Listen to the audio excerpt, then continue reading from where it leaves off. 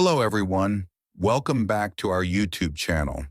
Today we are going to learn about English grammar for job interviews. Job interviews are very important. They are your chance to show your skills and get a good job. Speaking good English will help you a lot. Listen carefully and practice with me to feel ready. When you go to a job interview, you must speak clearly. You must also use the correct grammar. This will make you sound smart and professional. Today I will show you easy grammar rules. I will also give you examples. You can use these examples in your next interview. Let's learn together and get you ready.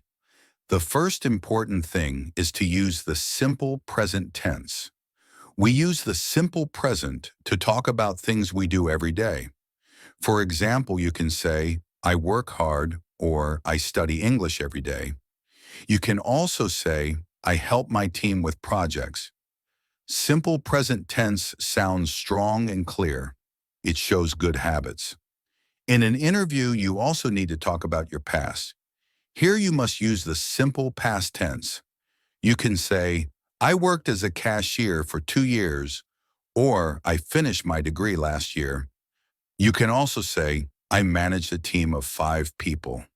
Using the simple past tense helps you explain your experience. Practice using it smoothly. The present perfect tense is also very useful. We use it to talk about experiences in our life. For example, you can say, I have worked with many teams, or I have completed several projects. Another example is, I have learned a lot from my past jobs. Present perfect tense shows your long experience. It sounds very professional too. Using modal verbs is also very important. Modal verbs are words like can, could, would, and should.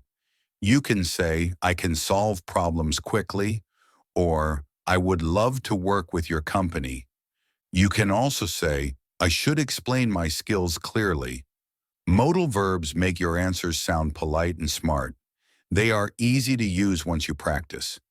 When talking about yourself, use positive adjectives. For example, you can say, I am hardworking, responsible, and friendly. You can also say, I am organized and creative. Positive words help you make a good impression. They show that you are a good worker. Always keep your words polite and confident. You will often need to answer questions like, tell me about yourself. Here's an easy way. You can say, I am a marketing graduate. I have worked in sales for 2 years. I love helping customers and solving problems. I am excited to join a new company where I can grow. Short and clear answers are the best for interviews. Sometimes they ask, why do you want to work here? A good answer is, I want to work here because your company is very successful. I believe I can learn a lot here. I also think I can bring new ideas to your team. Always link your answer to the company. Show that you are interested and excited. Another question is, what are your strengths? You can answer, my strengths are communication, teamwork, and problem solving. I am good at staying calm under pressure. I also learn new things quickly. Keep your answer simple. Use clear grammar and strong words. Show that you are ready for any challenge. Sometimes they will ask, what are your weaknesses? This can feel scary, but stay calm. A good answer is, sometimes I am too careful with details, but I am learning to manage my time better. Another example is, I used to feel nervous speaking in public, but I have practiced and improved. Always show you are improving yourself. It is also common to hear, where do you see yourself in 5 years? You can answer, in 5 years I hope to grow in my career. I would like to become a team leader. I also want to keep learning new skills. This shows you are serious about your future. It shows you want to stay and grow in the company. Many interviews also have questions about teamwork. For example, can you work in a team? A simple answer is, yes, I enjoy working in a team. I believe sharing ideas makes the work better.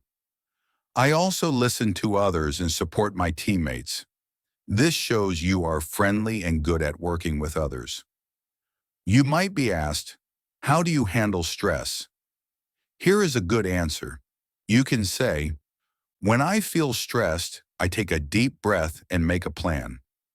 I focus on solving one problem at a time. I also ask for help if needed. This answer shows you stay calm and strong. Interviewers like to hear that. Another common question is, tell me about a problem you solved. You can answer, in my last job, a customer was unhappy. I listened carefully to the problem. I apologized and offered a solution. In the end, the customer was happy again. This kind of answer shows your skills and your good attitude. Sometimes you will hear, why should we hire you? This is your time to shine. A good answer is, you should hire me because I have the skills and the motivation. I work hard and I care about doing a good job. I am excited to join your team and help the company grow. Be confident when you say this. If they ask, do you have any questions for us? Always say yes. You can ask, what is the next step in the hiring process? Or, can you tell me more about the team I would work with? Asking questions shows you are interested. It also makes you look professional and serious about the job. In all your answers, remember a few important grammar tips. Always use the right tense for the situation. Use short and clear sentences.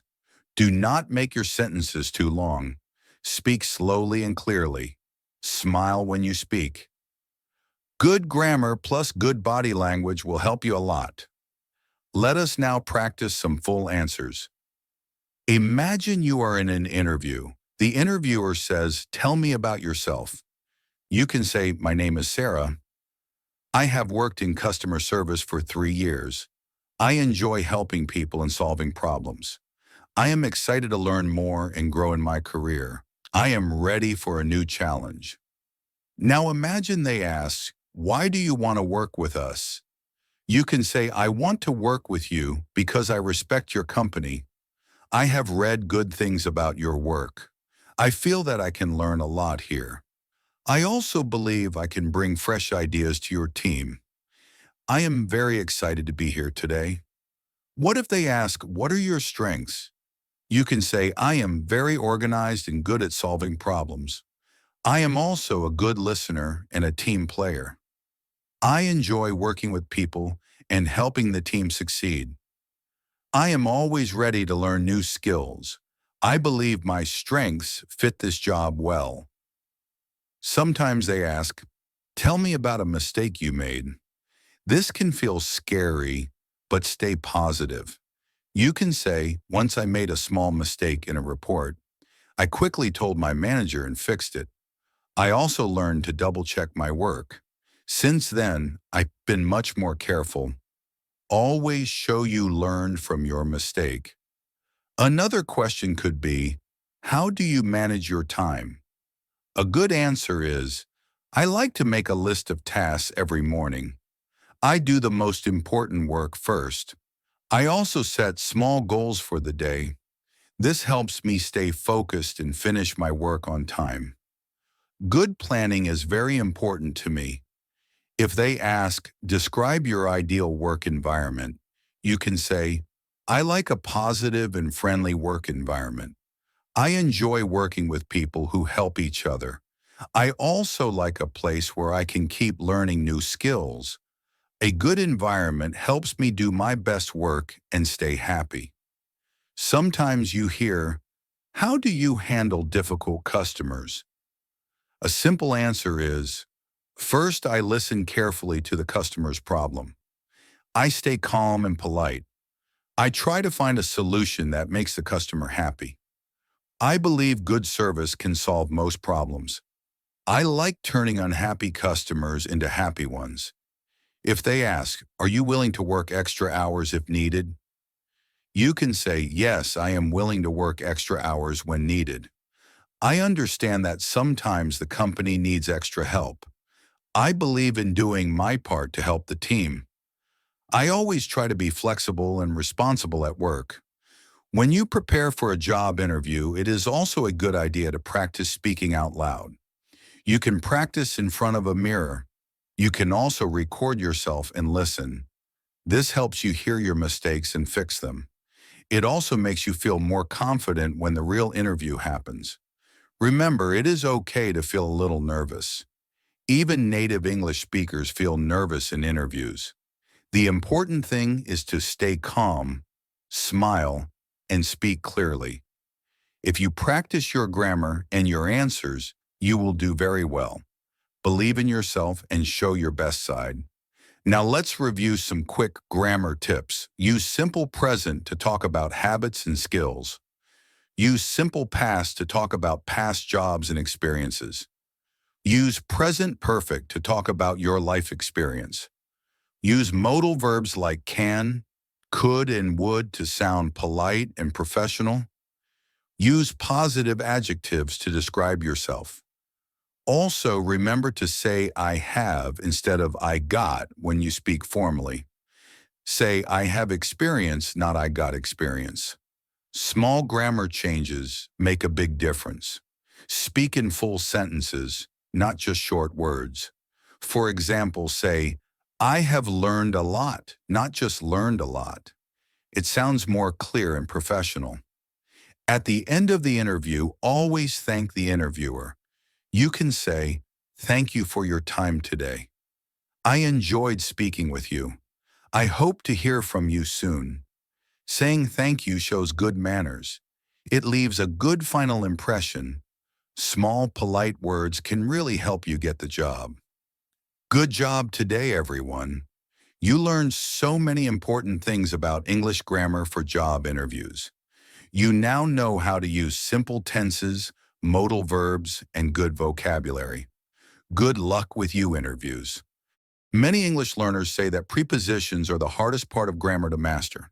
In fact, a study found that almost 65% of English learners make mistakes with prepositions even after years of practice. This shows how tricky these small words can be. But the good news is that you can learn them easily with the right examples. Today, we will explore real-life examples that make prepositions simple. Get ready to understand and use them like a native speaker. Prepositions are small words, but they are very important in English. They help show the relationship between people, places, and things. Using them correctly can make your English sound more natural and clear. Many learners find prepositions confusing because they change meaning in different sentences. The best way to master them is to see them used in real life.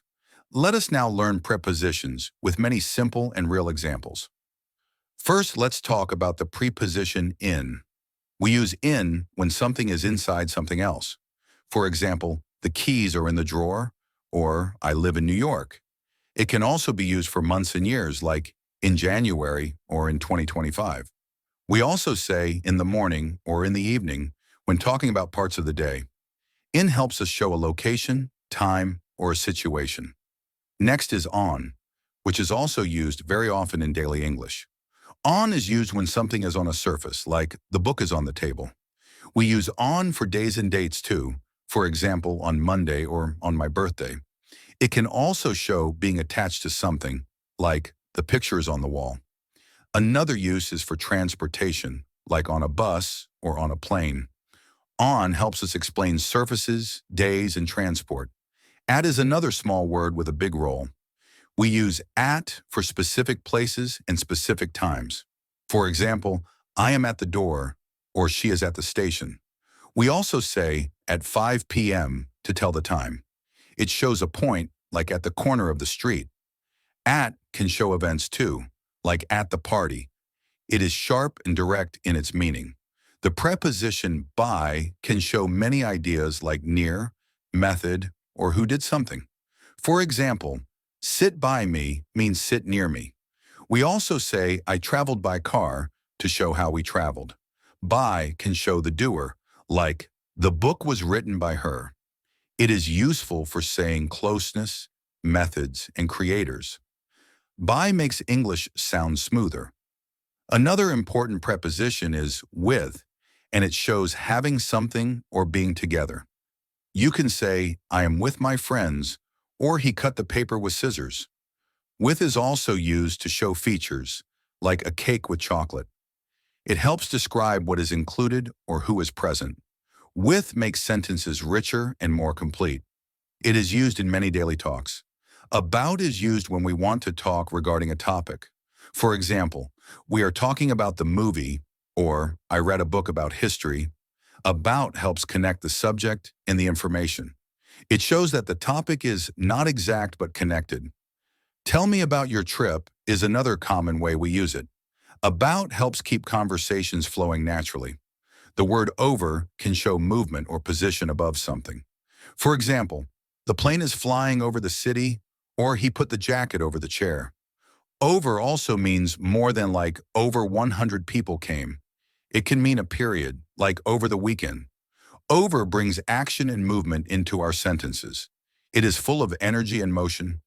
Under is the opposite of over and means below something. For example, the ball is under the table, or the cat is hiding under the bed. It shows a lower position clearly. Sometimes it can also mean something is controlled, like under the rule of law. It is simple but very strong in meaning. Under helps show location or control easily. Between is used when something is in the middle of two things. For example, the coffee shop is between the bank and the supermarket. It shows location clearly when 2 points are involved. We can also say, share the candy between you two. It helps show equal sharing or location. Between is a very useful word for daily situations. Among is similar to between, but it is used for more than two things.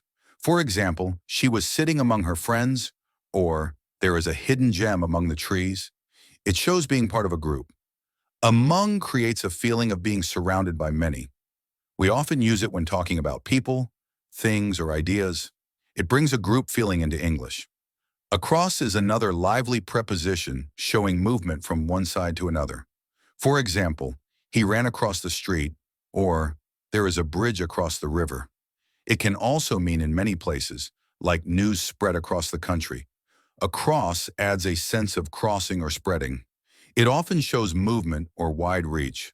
It is very powerful in daily talk. Through shows movement inside something from one side to another. For example, we walk through the park, or light comes through the window. It suggests a passage or a journey.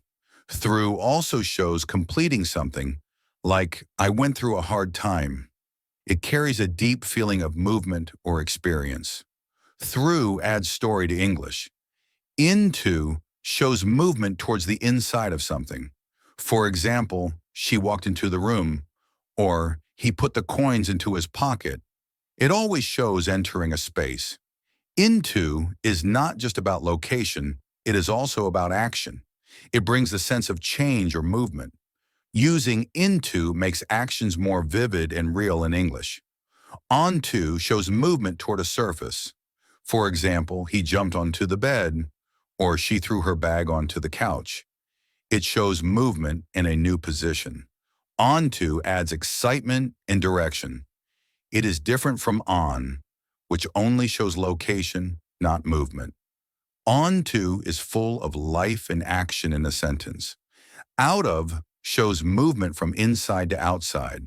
For example, the cat jumped out of the box, or he got out of the car. It shows leaving or exiting clearly. Out of is used in many real-life situations. It can also show a lack, like out of money. Out of is practical and important for conversations. Along is used to show movement in a line, often beside something. For example, we walked along the beach, or cars are parked along the road. It suggests following a path or a line.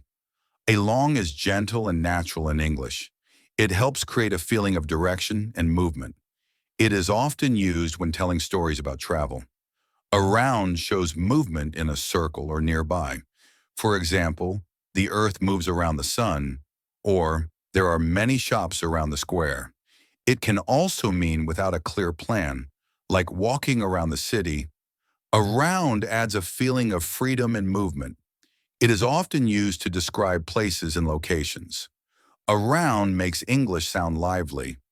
Upon is a formal version of on and shows movement to a surface or an important event. For example, the night fell upon his enemy, or upon hearing the news she cried. It sounds old-fashioned, but is still used in writing. Upon brings weight and importance to actions. It makes English sound more serious.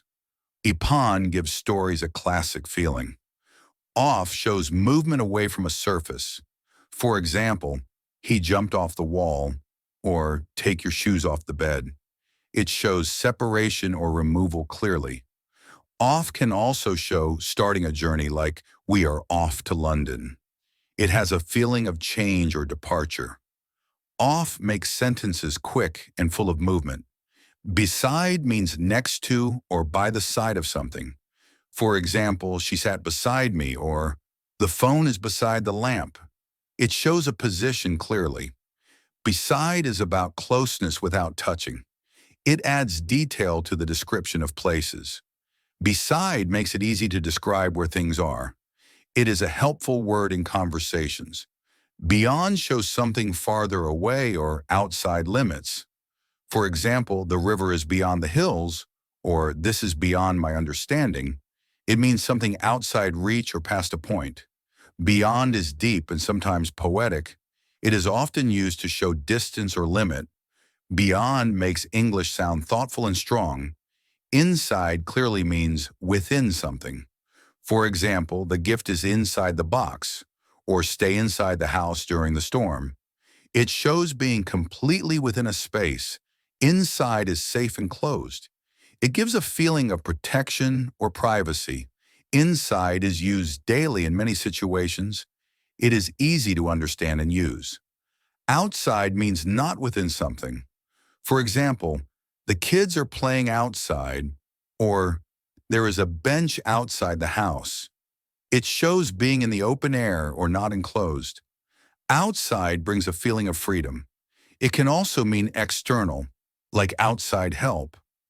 Outside is a fresh and simple preposition. Before shows something happening earlier in time. For example, brush your teeth before bed, or we met before the meeting. It helps organize time clearly.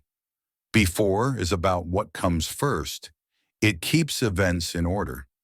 Before is used often in daily life, especially when planning. After shows something happening later in time. For example, we went out after dinner, or call me after work. It is the opposite of before. After helps place events in order. It shows a flow of time easily. After is important when telling stories or giving instructions. Since shows a starting point in the past continuing to now. For example, I have lived here since 2010, or she has been sleeping since noon. It connects the past with the present. Since is about duration. It is often used with perfect tenses. Since helps talk about long periods. Until or till shows something happening up to a point in time. For example, wait until I come, or we stayed till midnight. It shows the limit of time. Until and till can be used interchangeably. They are simple and clear. Until helps talk about patience and limits. Without shows the absence of something. For example, I can't live without music, or he left without saying goodbye. It shows something missing. Without makes the meaning clear and strong. It is about what is not there. Without adds emotional depth to sentences. Within shows something inside a limit, either of place or time. For example, complete the task within 2 days, or stay within the park. It shows boundaries clearly. Within is about control and order. It sounds careful and polite. Within keeps things neat and clear. Amongst is another way of saying among, but it sounds more formal. For example, he was hidden amongst the crowd, or she found peace amongst nature. It gives an old or poetic feeling.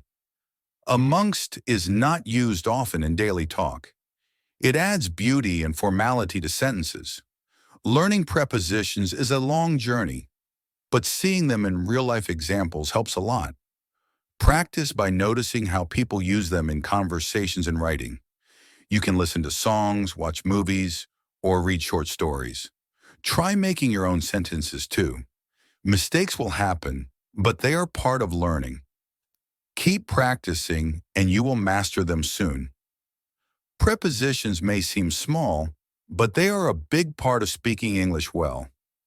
With real examples and regular practice, you can use them easily and naturally. Remember, even native speakers learn them by listening and using them every day. Do not worry if you make mistakes at first because practice will make you better. Keep listening, keep speaking, and keep learning. Soon you will master English prepositions with confidence. Thank you so much for watching this video and learning with me today. I hope you enjoyed it and found it helpful for your English journey. If you like this lesson, please give it a thumbs up and share it with your friends. Do not forget to subscribe to the channel for more easy English lessons. You can also leave a comment and tell me what you want to learn next. Keep practicing, and I will see you in the next video. Hi there. Today, we are going to learn everyday English phrases that people use in conversations. These are the kinds of sentences you hear all the time. If you use them, you will sound more natural and confident. Try to listen carefully and repeat after me. Practice saying them in your daily life. Let's get started with some common ones. Did you know that over 1.5 billion people around the world are learning English right now? And most say speaking confidently in conversations is their biggest challenge? If that sounds like you, you're in the right place.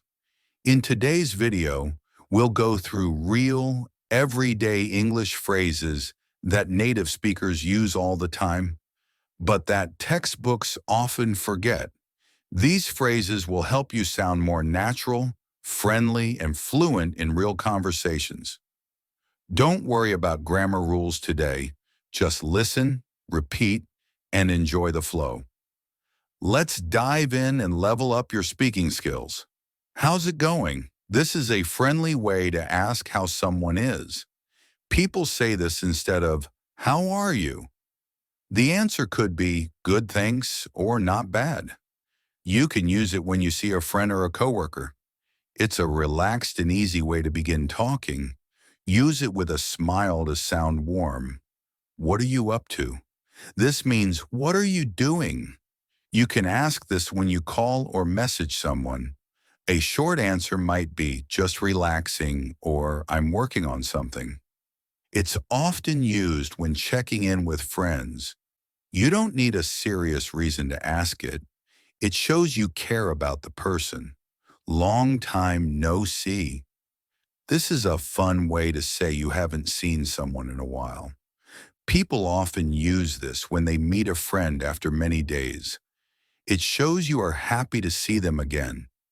You can also say, "It's been a while." Both sound friendly and cheerful. Use it with a smile to make someone feel welcome. Let's catch up soon. This phrase means you want to talk or meet again later. You say it after a short talk when you don't have much time. It's like saying, "Let's talk more next time." People often say it after bumping into someone. It shows interest in staying in touch. Say it with a kind tone. "Can I ask you something?" This is a polite way to start a question. It gives the other person time to prepare. It's better than just jumping into a question. You can use it at work or with friends. It makes your question sound respectful. Always wait for their sure before you continue. No worries. This means it's okay or don't worry about it. You can say it when someone says sorry to you. It helps them feel better. It's a calm and friendly phrase. You'll hear it a lot in casual speech. It's better than saying "that's fine," which can sound cold. Sounds good to me. You say this when you agree with someone's plan. If they say, "Let's meet at 5," you can reply with this. It shows you're okay with the idea. It's friendly and simple. You can also say, that works for me. These are useful ways to show agreement. Let me think about it. Use this when you are not sure yet. It's better than saying, I don't know. It gives you time to decide. People will understand that you need a moment. You can use it at work, in school, or in daily life. It's polite and shows you care. That makes sense. This is a nice way to say you understand someone. If they explain something, you can say this. It shows you are listening and following. It's better than just nodding or saying okay. It helps keep the conversation going. Try using it during discussions. I'm not sure about that. Say this when you don't fully agree or don't know something. It's a soft way to disagree or show doubt. You can follow it with your opinion. It helps avoid arguments. It also shows you are being honest. Use it in a respectful way. Let me know. This means tell me later, or keep me posted. You say it when waiting for news. If someone is deciding something, say this. It shows you are open to hearing more. It's often used in texts and emails too. It keeps the conversation friendly. Take your time. This means don't rush. You say this when someone is doing something slowly. It shows you are patient. It can help others feel less pressure. It's often used in shops, work, or when someone is nervous. It's a very kind phrase. I'm just looking, thanks. Say this when you're in a store and don't want help. It's polite and clear. The staff will understand and leave you alone. It's better than ignoring them. You can smile when you say it. It keeps things friendly and easy. Do you have a minute? This is a good way to ask for someone's time. Use it when you want to talk or ask a question. It shows respect for their time. If they are busy, they might say, not right now. If they say yes, you can continue. It's polite and useful. I'll be right back. This means you are going away for a short time. You can say it at work, school, or with friends. People will wait if they know you'll return soon. It's better than just walking away. You can also say, just a sec. Both are friendly. I'm running late. This means you are behind schedule. You say this if you will arrive after the planned time. It's polite to tell someone instead of being silent. You can add sorry to sound more kind. It's a helpful phrase in everyday life. I didn't catch that. This means I didn't hear or understand you. You can say it if someone speaks too fast or quietly. It's better than pretending you understood. Ask them to repeat it. You can also say, could you say that again? It shows you're paying attention. That's a good point. Say this when you agree with someone's idea or opinion. It shows that you are listening and thinking. You can add your thoughts after saying it. It helps keep the talk positive. It's great for meetings or discussions. It's up to you. This means the other person can decide. It shows you are okay with their choice. Use it when making plans together. It's a nice way to say, I don't mind. It puts the decision in their hands. It's simple and kind. I'll get back to you. This means you'll reply or give an answer later. Use it when you don't have the answer right now. It shows you are thinking about it. You can use this at work or in daily life. It sounds professional and polite. That's not what I meant. Say this when someone misunderstands you. It helps fix the confusion. You can explain again after saying it. It shows you want to be clear. Use it gently to avoid sounding angry. It keeps the talk respectful. Don't take it personally. This means you should not feel hurt by something. Say it if you gave feedback or said something serious. It helps the other person stay calm. It's often used in work talks. It shows you care about their feelings. Let's agree to disagree. This means you both have different views, and that's okay. It helps end arguments in a kind way. You can say it when no one is changing their mind. It keeps peace between people. It shows respect for opinions. That's the plan. Say this when talking about something already decided. It shows you agree with what was said. People use it to confirm a choice. It can also mean, yes, that's what we're doing. It's short and easy to say. It slipped my mind. This means you forgot something. You can say it if you forgot to do something small. It sounds more natural than just saying, I forgot. People use it often in daily talk. Add sorry about that to be polite. Let's call it a day.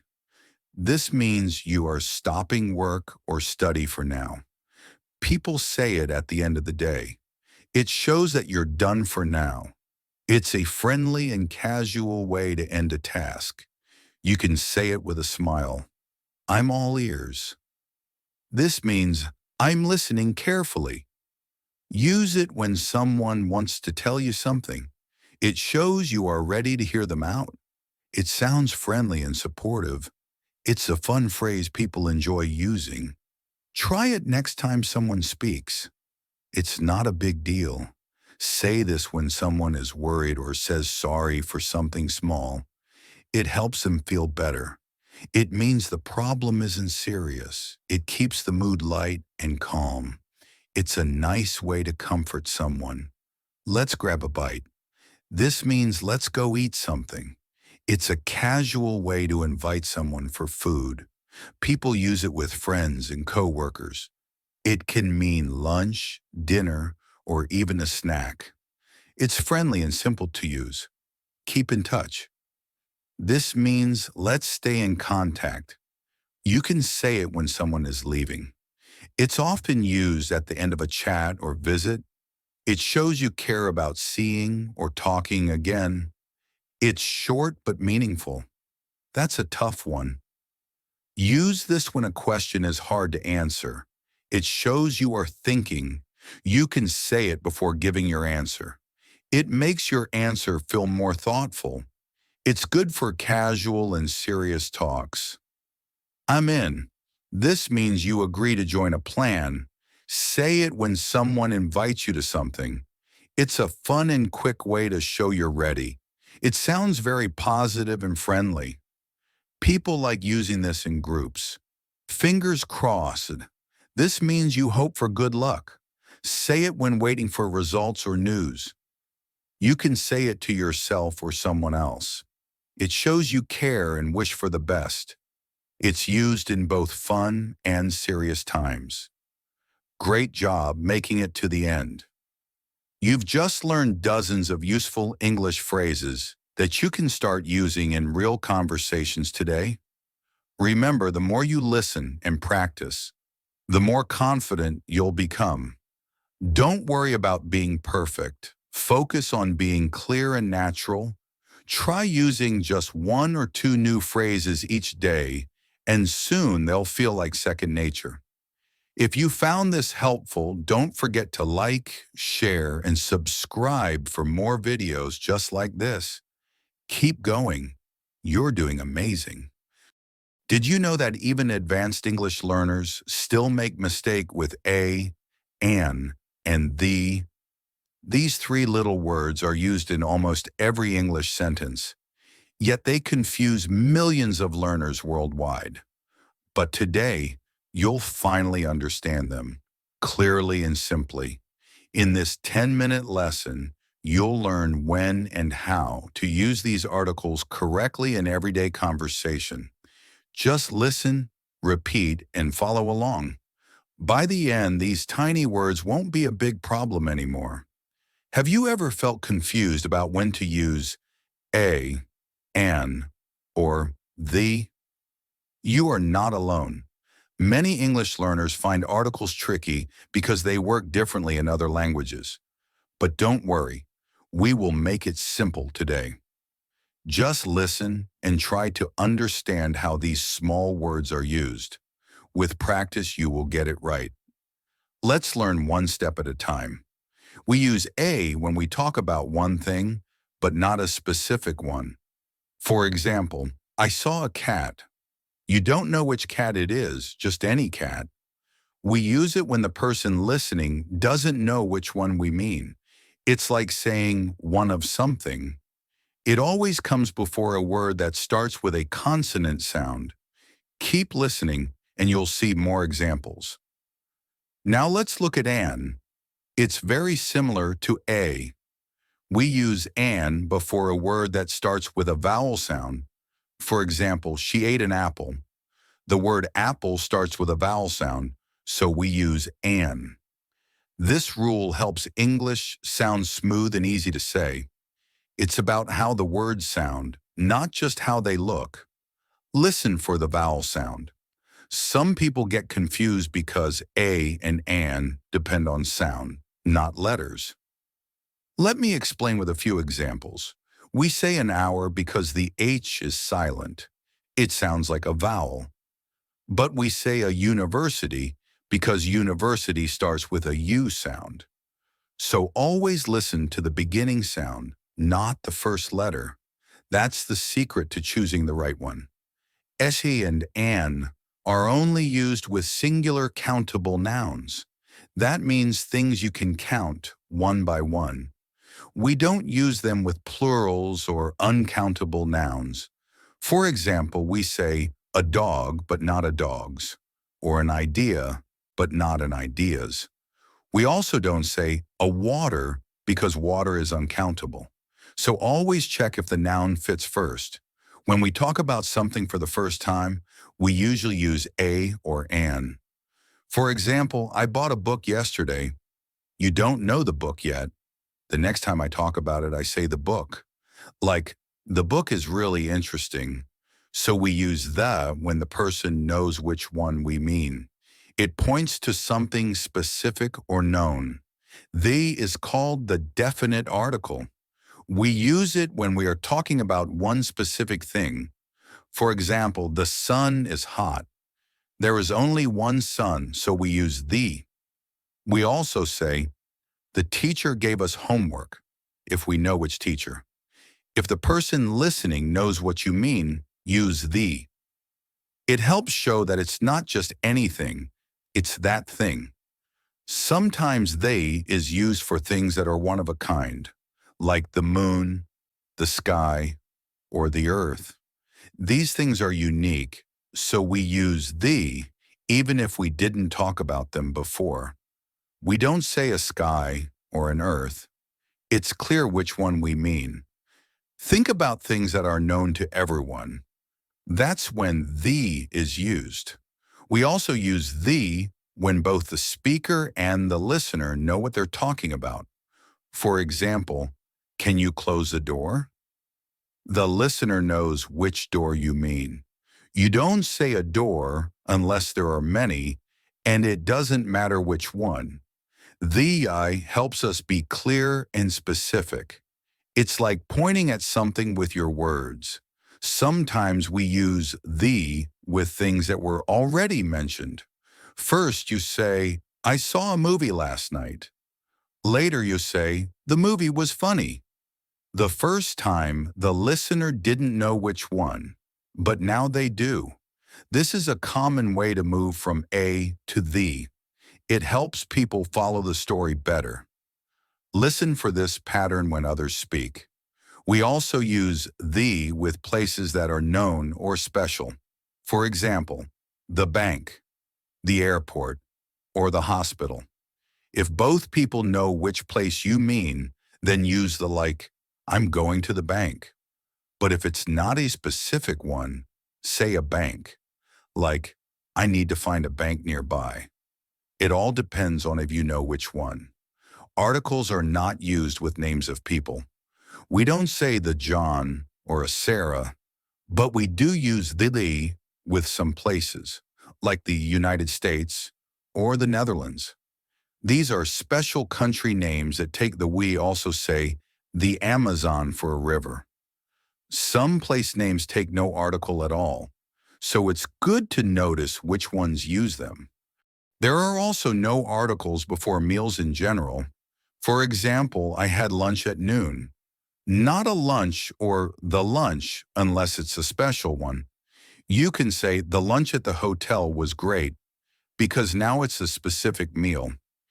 In general, skip the article for breakfast, lunch, and dinner. It's a small rule but helpful. No article is used before languages. We say, I speak English, not I speak the English. Also for sports, he plays soccer, not he plays the soccer. These are just things we talk about in a general way. When we mean the idea in general, we usually don't use the only use the when you're talking about something very specific. For example, I love music means music in general, but I love the music in that movie is specific. It's about certain music. The same goes for nature. You say nature is beautiful, not the nature, but the nature around that lake is amazing is okay. Articles change meaning based on what you're pointing to. It's all about context. Let's go over some more examples together. She found a wallet on the street. That means it was any wallet. Later you can say, the wallet had no money inside. Now we know which one. A introduces something new. They continues the story with that same thing. It's like moving from unknown to known. If someone says, there is a spider in the room, you might ask, where is the spider? The first time they said a spider because you didn't know about it. Now you both know. So we use the spider. It's a good example of how articles show what's new and what's shared knowledge. These words guide the listener clearly. You can also use a to describe a type of person or thing. For example, he is a doctor. That tells you his job. Or, she is a kind person. We often use a before professions or characteristics. It helps explain what someone is or what kind of thing it is. Just remember, it only works for singular countable nouns. We use the when there's only one possible thing in that moment. For example, I missed the bus. It means the one bus you were supposed to catch. Or, please turn off the light. It means the light in the room you're in. Even if no one said which bus or light, it's clear from the situation. This is called shared context. A and an are never used with uncountable nouns like sugar, advice, or information. We don't say a sugar or an information. Instead, we say some sugar or a piece of advice. For countable nouns, use a or an when it's just one. Articles don't only depend on the word. They depend on whether it's countable too. The is often used with superlative adjectives. We say, she is the best student, or this is the most exciting movie I've seen. These show something special or top level. That's why we use the, it's not just any movie or student. It's the one at the top. It's a small word, but it adds a lot of meaning. We also use the with things that are part of our daily routines, like I walked the dog. If you always walk that same dog, you say the dog. It's already known in your life. Same with I took the kids to school. These are regular things in your world. The shows that they're familiar. Practice will help you remember these rules more easily. Listen to English speakers and notice how they use articles. Don't worry if you make mistakes. It's part of learning. Keep repeating examples and using them in your own speech. The more you speak, the better you'll understand how a, an, and the work. You'll get better with time.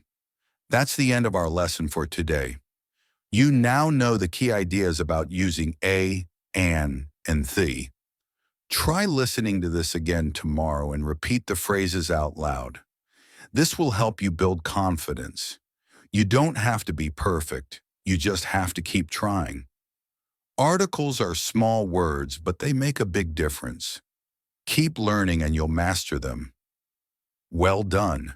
You've just taken a big step towards sounding more fluent and natural in English.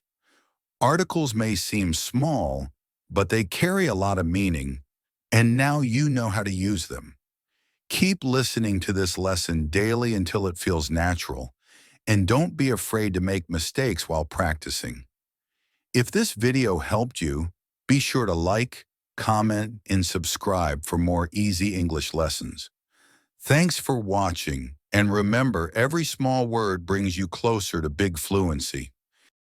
Did you know that over 70% of real English conversation uses simple grammar patterns? Most people think grammar is only for writing, but it's everywhere when we speak too. If you want to sound natural and fluent, you need to understand how grammar works in daily talk. In this video, we'll show you how to use real grammar in real-life conversations. Just listen, repeat, and follow along. These are grammar tips you'll actually use today. Let's learn how grammar works in real conversations. You don't need to speak perfect English to sound natural, but using basic grammar helps people understand you better. This video will guide you through grammar you can actually use when talking to people. Not boring rules, just useful, everyday English. Listen, repeat, and try to use these patterns when you speak. With time, they will feel easy and natural. When you talk to someone, you usually start with a subject and verb. For example, I like tea or she works late. These short sentences are very common. If you forget the subject, the sentence may sound strange. People might still guess what you mean, but grammar helps you be clear. So always include who or what you are talking about. Tenses are important too. In daily life, we often use the present simple tense. I go to school, he eats lunch at noon, or we play football on Saturdays. These show habits or facts. They are easy to use and very common in conversation. Listen for them when people talk about what they do every day. You'll start noticing them more often. When you talk about now, but it's happening right this second, you use the present continuous tense, like I'm cooking or she is talking to her friend. This shows something is happening at the moment. It's used in chat messages or calls a lot. Just remember subject, to be, and the ing form of the verb. That's the formula. Sometimes you need to talk about the past. For that, you often use the past simple tense. I watched a movie, or he called me yesterday. These are complete actions that are finished. We use time words like yesterday, last week, or 2 hours ago to show when. These small words give the listener a full picture of what happened.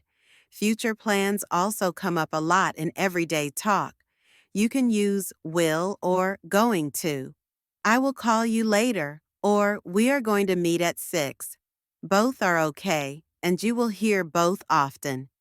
Going to is more common when plans are already made. Will is sometimes used when you decide at that moment. Try to use both in small conversations. Questions are also part of normal talk. You can ask with question words like what, where, or how. For example, where do you live? Or what time is it? These start a lot of everyday conversations. Always remember to switch the word order. Put the verb before the subject when asking. It sounds more polite and correct. Short questions also happen a lot. People say, "Are you okay?" or "Do you need help?" These questions often use helping verbs like do, are, or can. The pattern is simple but powerful. Learning how to ask and answer them will help you in shops, on the phone, or at work. Listen for these and try using them more. In real life, we often answer with short sentences. If someone says, "Do you like pizza?" you can say, "Yes, I do," or "No, I don't." These short replies show correct grammar without being long. They're polite and natural. Many learners just say yes or no, but adding a little more sounds better. It shows your English is growing. Let's talk about negatives. To say something is not true, we add not. I do not like coffee, or she is not at home. In conversation, we often use short forms, don't or isn't. These are contractions. They make speaking smoother. Saying I don't know is easier and more natural than saying I do not know. People use contractions all the time in speaking. I'm, he's, there, we've, and more. These are just short forms of longer phrases. I'm means I am. There means they are. Using contractions makes your speech sound less stiff. Try practicing them out loud. It helps you sound more fluent and friendly. Sometimes we need to give advice or suggestions. For that, we use should. For example, you should rest, or he should study more. This is very common in conversation. It's polite but also helpful. You can also say you shouldn't to warn someone. These simple sentences are used between friends, family, and coworkers every day. If you want to ask for permission, use can or could. You can say, "Can I use your phone?" or "Could I borrow your book?" Could is more polite and softer. These phrases are useful when talking to strangers or in formal places. Also, to give permission, you can say, "Yes, you can," or "Sure, go ahead." Simple and kind. Another common grammar point is comparatives. When comparing two things, you add or use more. For example, this room is bigger, or that movie is more interesting. In daily talk, people compare things all the time. It helps when giving opinions. If you're choosing between two things, you will probably need these forms. Superlatives come up when you talk about the best or worst. For example, that's the best pizza, or he's the fastest runner. We use est or most for this. These help you describe your favorite or least favorite things. People love to talk about what they like most. So, these forms are fun and helpful in conversation. Pronouns also matter in speech. Words like he, she, it, they, or we help avoid repeating names. Instead of saying John is tired, John is going home, say John is tired, he is going home. This sounds smoother and cleaner. Using the right pronoun also avoids confusion. Get used to them and use them freely. Prepositions help show time and place. We say on Monday, at 5 o'clock, or in the kitchen. These little words carry big meaning. At, in, and on are used a lot, so it's good to practice them. They help the listener know when or where something happens. Listen for them in real conversations and copy what you hear. Let's talk about articles. A, and the. Use a or an when you talk about something for the first time. Like, I saw a cat. Use the when the thing is known. The cat was black. These small words help your sentence sound complete. Without them, it may feel like something is missing. So use them when needed. People also use modals like might, must, or would in everyday talk. I might go out later, or you must try this. These words show possibility, need, or choice. They are common in friendly advice or soft opinions. Listen for them in everyday chat or on TV. They make your speaking more natural and flexible. Tag questions also help continue a chat, like, "It's hot today, isn't it?" Or, "You like coffee, don't you?" These are small follow-up questions. They help keep a conversation going. You often hear them in casual talk. They show interest in the other person's opinion. Try adding them after your sentence now and then. Because is used to explain things. I'm tired because I didn't sleep well. You will hear this word a lot. It helps connect your ideas clearly. Other words like so, but, and do the same. They make your sentences longer and more natural. Use them to join your thoughts when speaking. Sometimes you want to say two things that happen together. Use while or when, like I was cooking while he was cleaning, or I was watching TV when she called. These are common in stories. When telling what happened, these little words help the listener follow. Try using them when you tell your own stories. Adverbs help describe actions, like she runs quickly or he speaks softly. In everyday talk, people use words like really, just, or always. For example, I'm really tired or she just left. These small words add meaning. You don't need many, but using a few will help you sound more real and fluent. Everyday grammar is not about being perfect. It's about being understood and sounding natural. If you listen closely to how native speakers talk, you'll notice they follow patterns. They use short forms, simple grammar, and clear ideas. That's what this lesson gives you. It's real grammar for real conversations. You don't have to learn everything at once. Pick a few grammar points and try to use them today. Speak with a friend or even just talk to yourself in English. The more you practice, the more your grammar will improve. Grammar is not just in books. It's alive in every conversation you have. Keep going and enjoy the process. Nice job!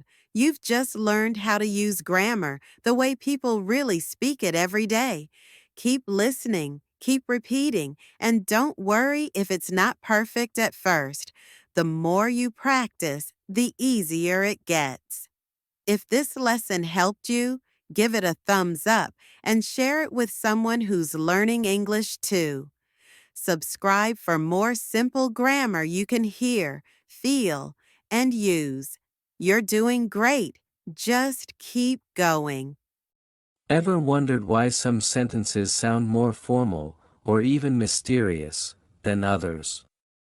One of the key tricks in English grammar is the use of active and passive voice. These two structures can completely change the way information is presented, often making it sound more professional, objective, or even suspenseful. Whether you're writing a report, telling a story, or crafting a compelling argument, knowing when to switch between active and passive voice can give you a powerful edge.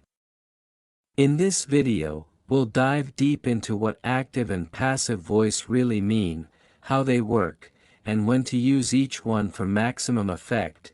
In English, we can write sentences in two main ways, active voice and passive voice. These two forms are used to focus on different parts of the sentence. In active voice, the subject of the sentence does the action. In passive voice, the action is done to the subject. Learning both voices helps you write and speak more clearly.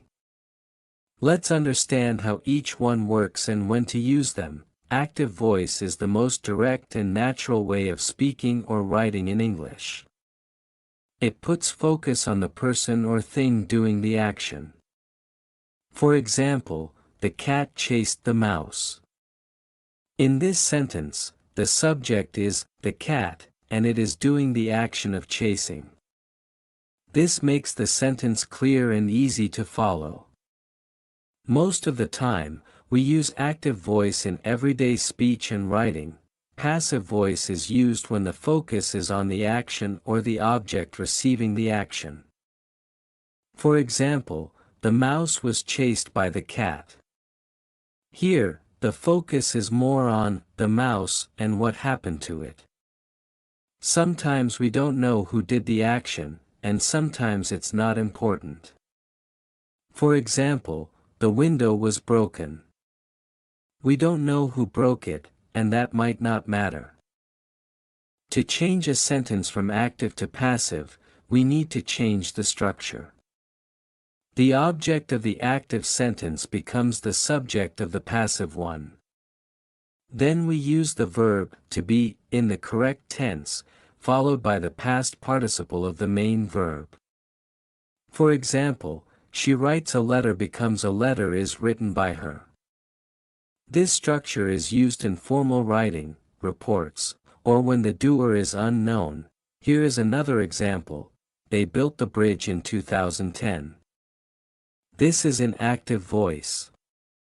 To make it passive, say, the bridge was built in 2010. Notice how we focus on the bridge, not who built it. Sometimes we do not need to say, by them, or, by someone. If it's clear or not important, we can leave out the doer. Let's look at the tense changes more closely. In the present simple tense, active voice like he cleans the room becomes the room is cleaned. In past simple, he cleaned the room changes to the room was cleaned. Always remember to use the right form of to be depending on the tense. Then use the past participle of the main verb. This is how passive voice is formed. In present continuous, she is painting the house becomes the house is being painted. The phrase is being shows it is happening now. In past continuous, they were watching a movie becomes a movie was being watched. In future tense, she will bake a cake becomes a cake will be baked. Notice how the verb forms change to match the tense. For perfect tenses, the changes are also clear. He has written a book becomes a book has been written. In the past perfect, she had cooked dinner turns into dinner had been cooked. In future perfect, they will have finished the work becomes the work will have been finished. The helping verb been always stays with perfect tenses in passive voice. Let's look at modal verbs in passive voice. Take a sentence like you should wash the car. The passive form is the car should be washed. Another example is he must complete the project which becomes the project must be completed. With modal verbs like can, must, should, may, we use the pattern, modal be past participle. Sometimes we use passive voice to sound politer or formal. For example, instead of saying you made a mistake, we can say a mistake was made. This avoids directly blaming someone. In academic writing or reports, passive voice is often preferred. It sounds more neutral and objective, especially in scientific or technical writing. Let's compare more examples to see the difference. The teacher explained the lesson is active. The lesson was explained by the teacher is passive. The police arrested the thief is active. The thief was arrested by the police is passive. You can see that the focus shifts from who did the action to what happened to the object. Sometimes the passive voice sounds awkward or wordy, especially in casual speech. For example, the cake was eaten by the dog is correct but feels heavier than the dog ate the cake. That's why active voice is usually better for everyday talking. Use passive voice only when necessary or when the subject isn't known or important. Let's practice a few sentences. Change he opens the door into passive, the door is opened. Now take she is writing a poem and change it, a poem is being written. Try they have painted the wall into passive, the wall has been painted. Practicing like this helps you remember the structure more easily. In passive voice, Sometimes we do not include the person who did the action. If it is obvious or not needed, we leave it out. For example, the homework was done is fine on its own. If we say the homework was done by the student, it adds detail, but it's not always necessary. In many cases, the passive voice just tells what happened, not who did it. Let's go through different tenses again with examples in both voices. Present simple, she reads books. Books are read. Past simple, he drove the car. The car was driven. Present continuous, they are building a house. A house is being built. Past continuous, she was watching a movie. A movie was being watched. Future simple, we will start the project. The project will be started. Future perfect, they will have fixed the roof. The roof will have been fixed. Present perfect, he has written many letters. Many letters have been written. Past perfect, she had cleaned the room. The room had been cleaned. Now let's look at some negative sentences. Inactive, he does not clean the kitchen. Passive, the kitchen is not cleaned. In past tense, they did not finish the job. Passive, the job was not finished. Notice how we keep the helping verb not in the correct position. This makes the sentence negative while staying grammatically correct. Questions in passive voice also follow a special structure. Inactive, did she complete the report? Passive, was the report completed? Another one, is he writing a letter? Passive, is a letter being written? In each case, move the verb to be before the subject, and use the past participle. These patterns take time but become easy with practice. Let's try some more questions. Active, have they cleaned the floor? Passive, has the floor been cleaned? Active, will she sing the song? Passive, will the song be sung? When you form questions in the passive voice, focus on correct word order and verb tense. It can be tricky at first but gets easier over time. Some verbs cannot be used in passive voice. These are usually intransitive verbs, verbs that do not take an object. For example, go, arrive, sleep, or exist. You can say he sleeps but not he is slept. Since there's no object to become the subject in passive, these verbs do not work in passive sentences. Also, some passive sentences sound strange or confusing if used in the wrong context. For example, mistakes were made by me sounds odd. It's clearer to say I made mistakes. So, passive voice is not always the best choice. Use it only when it fits the message or tone you want to express. Active voice is usually stronger and more direct. There are special passive structures too. For example, it is said that, or he is known to. These are called impersonal passive constructions. For example, people say she is talented because it is said that she is talented. Or she is known to sing beautifully. These are used often in news, reports, or formal speech. Let's try some impersonal passive examples. People believe he is honest. It is believed that he is honest. Another one, everyone knows she works hard. She is known to work hard. These patterns allow you to express ideas without clearly stating who believes or knows them, which adds a neutral and formal tone. Passive voice is also used in instructions or announcements. For example, visitors are not allowed beyond this point. Or the form must be signed before submission. These are common in signs, manuals, or rules. The passive tone sounds more official and removes the focus from who is doing the action.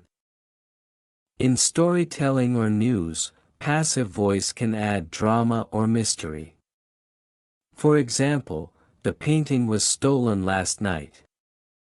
The sentence focuses on what happened, not who did it. In mystery books, you often see passive sentences to create suspense. The door was left open. Nothing was found. This style makes the reader curious. Finally, let's look at tips for mastering active and passive voice. First, always identify the subject, verb, and object. Second, practice changing sentences from one voice to the other. Third, pay attention to tense and verb forms. Fourth, read and listen to examples in books and media. And fifth, write your own sentences to build confidence. So now you've learned what active and passive voice are, how to form them, when to use them, and how they change in different tenses. You've seen examples, tried transformations, and explored special cases. Keep practicing regularly to remember the rules. With time, using both voices will become natural for you. Let's now look at sentences with two objects, which are common in passive voice. Take this example, she gave him a gift. This has two objects, him, indirect object, and a gift, direct object. We can make two passive sentences, he was given a gift or a gift was given to him. Both are correct. The choice depends on what you want to emphasize. Using the correct form of the verb is still important when dealing with two objects. For example, they sent her an invitation can become she was sent an invitation or an invitation was sent to her. In both cases, use the past participle of send, which is sent. Choosing which passive form to use depends on clarity and importance of the object. Sometimes, passive voice can be used to sound more diplomatic or less harsh. For instance, instead of saying you made a mistake, which can sound blaming, you might say a mistake was made. This is useful in business emails or official messages. It softens the tone and focuses on the situation rather than the person. That's a powerful use of passive voice. In literature or creative writing, passive voice can be used to create rhythm or vary sentence style. For example, the door creaked open. A shadow was seen moving across the floor. These passive sentences can help set a mysterious or distant mood. Writers use them on purpose for stylistic effect. So passive voice isn't always bad, it just depends on how it's used. Passive voice is also useful in scientific and academic writing. In lab reports or research papers, it's often more important to focus on the action or result than on the person doing it. For example, the solution was heated to 100 degrees Celsius. This tells the reader what happened without saying who did it. It makes the writing sound formal and objective. Another important use of passive voice is in legal or official documents. For example, the contract was signed on April 3rd or the defendant was found guilty. These sentences are clear, formal, and remove personal bias. Passive voice in legal writing focuses on the action or outcome. It's a standard style in rules, laws, and procedures. Let's now look at how to spot passive voice quickly. If a sentence has a form of to be followed by a past participle, and possibly followed by someone, it's passive. For example, the cake was baked by Anna. The verb was baked is the clue. Not all sentences with was are passive, but when it's followed by a past participle, it usually is. It's also useful to check if the sentence has a clear subject doing the action. In active voice, the subject is obvious. In passive voice, the subject might be missing or appear after by. For example, in the letter was mailed, we don't know who mailed it. In John mailed the letter, the subject, John, is doing the action, so it's active. A good exercise is to take a paragraph and rewrite it in passive voice. For example, the chef prepared the meal. He served it with care. Everyone enjoyed the food. Now in passive, the meal was prepared by the chef. It was served with care. The food was enjoyed by everyone. This helps you practice thinking in both voices. Another way to practice is by writing news headlines or short reports. Start with active voice. Police arrested 3 suspects. Now change to passive. 3 suspects were arrested. These are common in newspapers or reports. Passive voice helps create a neutral, informative tone. Practicing with headlines builds strong sentence control. Sometimes, passive voice helps avoid awkward or long subjects. For example, instead of saying someone in the group who was not identified took the laptop, you can say the laptop was taken. This avoids the need for a long or unclear subject. It helps you be more concise. In formal writing, this is often preferred for clarity. Passive voice is also useful when you want to keep information secret. For example, mistakes were made doesn't say who made them. Or the decision was made doesn't tell who made it. This vagueness can be helpful in politics or diplomacy. It avoids pointing fingers. But it can also hide responsibility, so use it wisely. Let's now explore a few more examples with modal verbs in passive form. You can watch the movie becomes the movie can be watched. He might win the prize becomes the prize might be won. Modal verbs like can, may, might, must, should, would, could all follow the pattern, modal be past participle. It's simple once you remember the rule. There are also passive infinitives. For example, I want to be heard. Here, to be heard is the passive infinitive. Another example is the book needs to be read. This is often used with verbs like need, want, expect, hope, and prefer. In these cases, to be past participle expresses something that should or must happen. Another useful form is the get passive.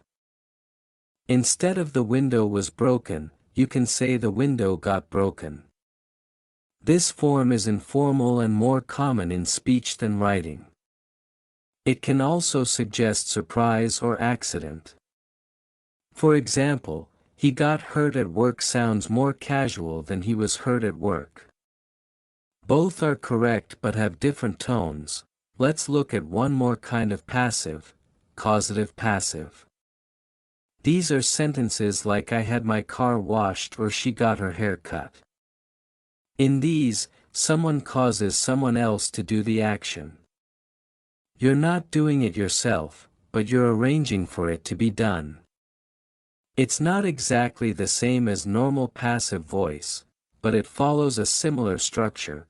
Practicing passive voice regularly helps you become more comfortable switching between styles. You can read English newspapers, underline all passive sentences, and rewrite them in active voice. Or take an active text from a novel and change it to passive. It's a great way to train your brain and become more flexible with grammar. You can also play grammar games or use flashcards to practice verb forms and sentence structures.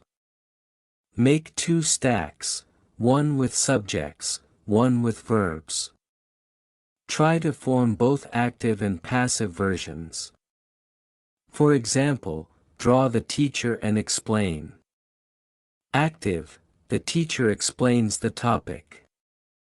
Passive, the topic is explained by the teacher. Another fun idea is using role play. One person says an active sentence, and the other changes it to passive, or vice versa. Example, the mechanic fixed the car. Partner replies, the car was fixed by the mechanic. This kind of real-time practice improves your reaction speed and helps with speaking naturally. You can also watch videos or listen to podcasts and write down sentences you hear in passive voice. Pause the audio, write the sentence, and then change it to active. It works best with news, documentaries, or formal talks, since they often use passive voice. This builds listening and grammar skills at the same time. To summarize, passive voice is a powerful part of English grammar. It helps you shift focus, avoid repetition, and write more formally or politely. When used well, it improves your writing. But when overused, it can make sentences vague or dull. Learning when and how to use passive voice is the key to mastering it. You now understand basic and advanced uses of passive voice. You've practiced with different tenses, modals, questions, negatives, and more. You've also learned how to use it in real life, news, reports, formal writing, and everyday speech. Keep reviewing, practicing, and playing with sentence structures. That's how you become fluent and flexible in English. Another interesting area is how passive voice interacts with phrasal verbs. A phrasal verb is made of a verb and a particle like on, up, or off. In passive voice, the particle usually stays with the verb. For example, they called off the meeting becomes the meeting was called off. It's important to keep the particle in the right place. Moving it can confuse the meaning. Phrasal verbs are very common in English, and learning how to make them passive helps a lot. For example, they turned down the offer becomes the offer was turned down.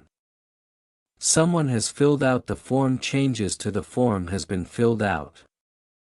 Practice makes it easier to know which phrasal verbs can be used passively and which cannot. In English, some verbs are rarely or never used in the passive voice. These include state verbs like belong, resemble, own, and fit. You don't say the shirt is belong to me. That's incorrect. These verbs describe conditions or relationships, not actions, so they don't fit into passive constructions naturally. It's best to keep them in active voice. Sometimes, passive voice is used in poetry or song lyrics to create mood or rhythm. For example, a line like her name was whispered in the wind sounds more poetic than someone whispered her name in the wind. The passive voice adds softness, distance, or even mystery. Writers and songwriters often use it to set a tone or stir emotion. Let's also look at how passive voice is used in advertising and branding. Companies often use it to focus on the experience rather than the doer. For example, your car is serviced with care or every detail is checked. These phrases make the service feel thoughtful and professional. Passive voice helps center the attention on the customer and results. In history books or biographies, passive voice often appears when the writer wants to focus on what happened rather than who caused it. The war was declared in 1914. This puts the focus on the event itself. In some cases, the writer might not even know who did the action, so passive voice is the best choice to keep things accurate but neutral. In news reporting, passive voice is commonly used to delay naming the subject or to keep the report objective. For example, shots were fired in the early hours of the morning. This sentence tells us what happened without saying who fired the shots. Later, once more facts are known, the subject may be added. This style keeps the tone factual and cautious. It's also helpful to know that in some languages, passive voice is rarely used or formed differently. So, if English isn't your first language, the concept of passive voice might feel strange. But once you understand how the subject and object switch places, and how verb forms change, it becomes easier to recognize and use correctly. Passive constructions can also be long and complex in advanced writing. For example, the new system has been thoroughly tested and carefully reviewed by a panel of international experts. This type of sentence is common in academic or technical writing. It provides detailed information while keeping the focus on the process or results, not the people involved. In spoken English, passive voice can sometimes sound too formal or distant. That's why, in casual conversations, people prefer the active voice. For instance, "They fixed my car" is more common than "my car was fixed." Still, passive voice appears in everyday speech when we don't know who did something, like "my phone was stolen last night." English learners sometimes confuse passive voice with past tense because both can use was or were. But the key difference is the use of the past participle. "He was tired" is not passive, it's just past tense with an adjective. "He was helped" is passive because helped is a past participle and it describes an action done to the subject. It's helpful to make a habit of checking your writing for overuse of passive voice. You can read your sentences and ask, who is doing the action? If it's unclear or missing, and that's not your goal, try rewriting in active voice. For example, "the document was reviewed" could become "the manager reviewed the document," which sounds stronger. Some writing tools and grammar checkers even highlight passive sentences so you can choose whether to change them. This is useful when editing essays, reports, or emails. It's not that passive voice is wrong, but using it too often can make writing feel weak or unclear. Balance is key. Mix both voices for better style and flow. Let's think about how passive voice is used in storytelling from the point of view of characters. If a character is feeling powerless or distant from events, passive voice can reflect that emotion. For example, "everything was taken from him" shows helplessness. Writers use this technique to match the grammar with the emotional state of a character.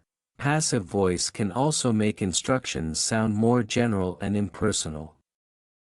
Compare "you must wear a helmet" with "helmets must be worn." The second version is more formal and less direct. That's why passive voice is common in safety rules, user manuals, and regulations. It focuses on the action, not on who should do it. Sometimes you'll hear a mix of active and passive structures in one sentence. For example, "while the house was being cleaned, the children played outside." This creates a clear picture with two actions happening at once. Using different voices in the same sentence allows for variation and more detailed storytelling or description. Another passive form includes using have with been and the past participle. For example, the house has been sold. This is present perfect passive. It tells us the action is completed but still important now. Similarly, the work had been finished before the deadline is past perfect passive. These forms are helpful in reports and summaries, sometimes. We use passive voice to avoid sounding too direct or forceful. For instance, in customer service, "Your order has been delayed" sounds politer than "We delayed your order." It removes the focus from blame and keeps the tone calm. Passive voice is often used this way in apologies, updates, and sensitive situations. In film and TV scripts, passive voice is used to shift attention to the action. For example, "The building was surrounded by police" instantly paints a picture of the scene. There's no need to say police officers surrounded the building. Passive voice lets the reader focus on the event rather than the people doing it. Even in jokes or sarcastic comments, passive voice can be useful. For example, "Mistakes were made, but not by me." This sentence avoids taking blame and sounds humorous. The grammar stays correct, but the tone depends on how it's said. That's another way passive voice allows for creative or indirect expression in speech. When reading or writing fiction, notice how authors choose between active and passive depending on pace and tension. Active voice keeps things moving fast. "He slammed the door." Passive slows it down. "The door was slammed shut." This balance helps guide the reader's experience. Passive voice adds weight and detail when needed. Lastly, learning to use both voices is a sign of strong grammar and writing skill. Some tests and exams even include tasks where you must convert active to passive or vice versa. Being able to switch easily shows a deep understanding of sentence structure and verb use. Practice will make this process automatic over time, when working with reported speech. Passive voice sometimes plays a role. For example, "People say that he is a genius" can be rewritten as "he is said to be a genius." This form is common in journalism or formal writing. Another example is "It is believed that the painting is valuable." These phrases let the writer report ideas without naming a specific person. This special use of passive is helpful when expressing common beliefs, rumors, or general knowledge. "The actor is thought to live in Paris" is another example. It sounds distant and neutral, which is useful in news articles or polite conversation. It helps avoid pointing to a specific source. That's why it appears in serious or official writing. Passive voice can also work in conditional sentences, especially when talking about hypothetical or formal situations.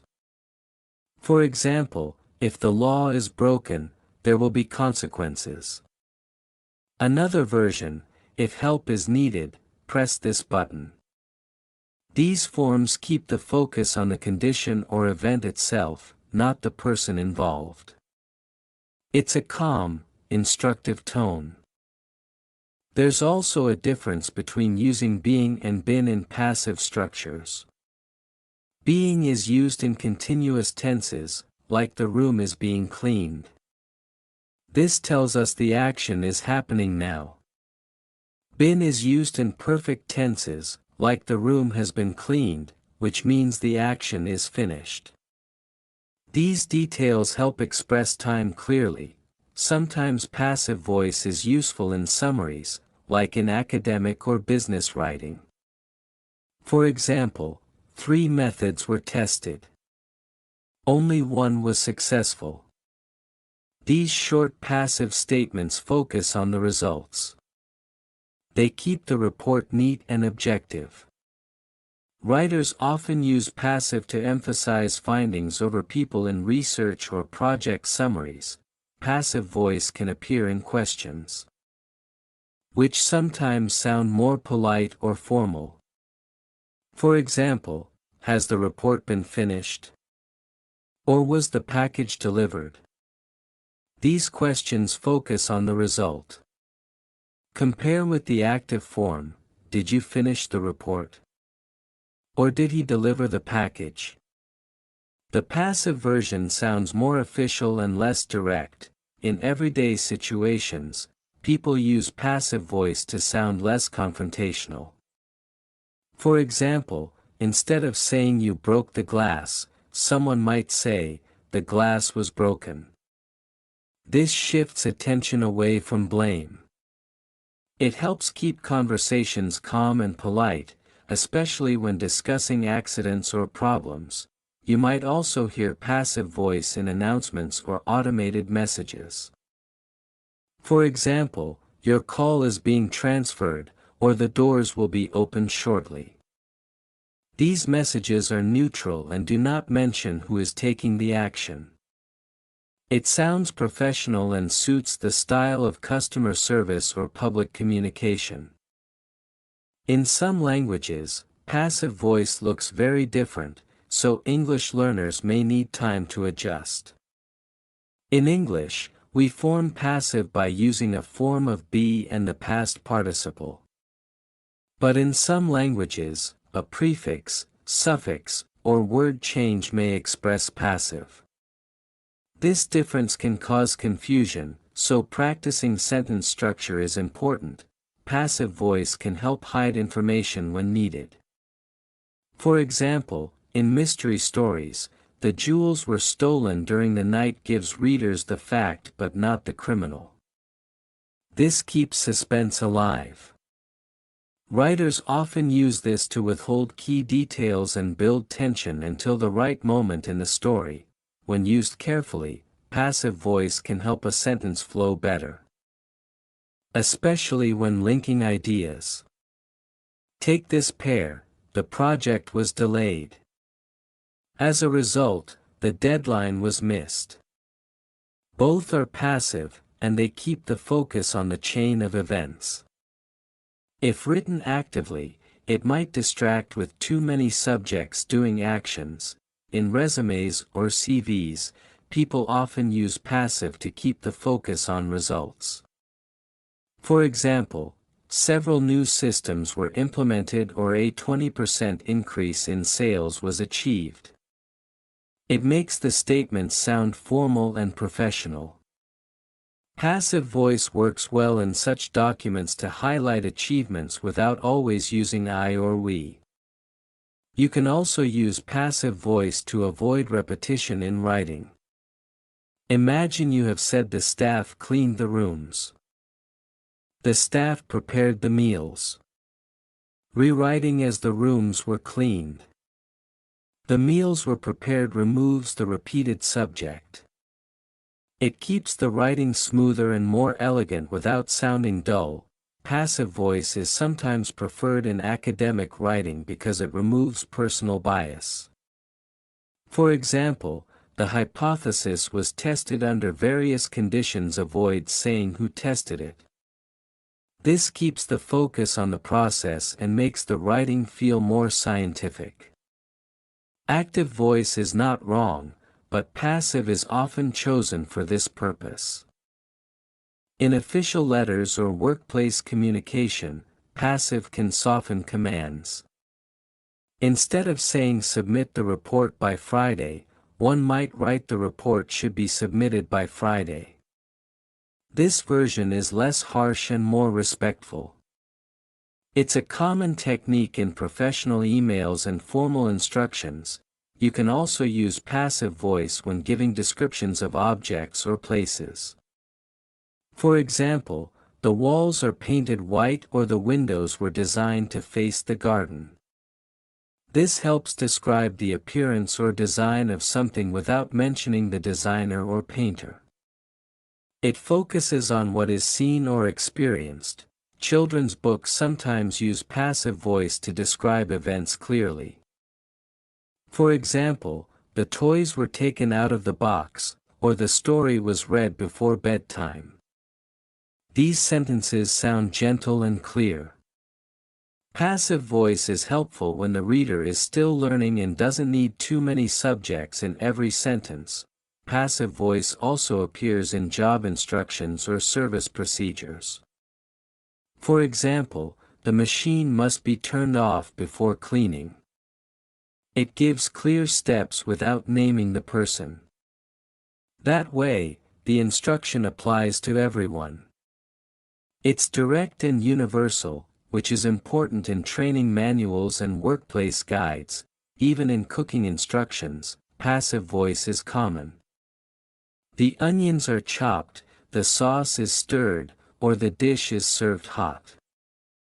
These phrases give focus to the steps and ingredients.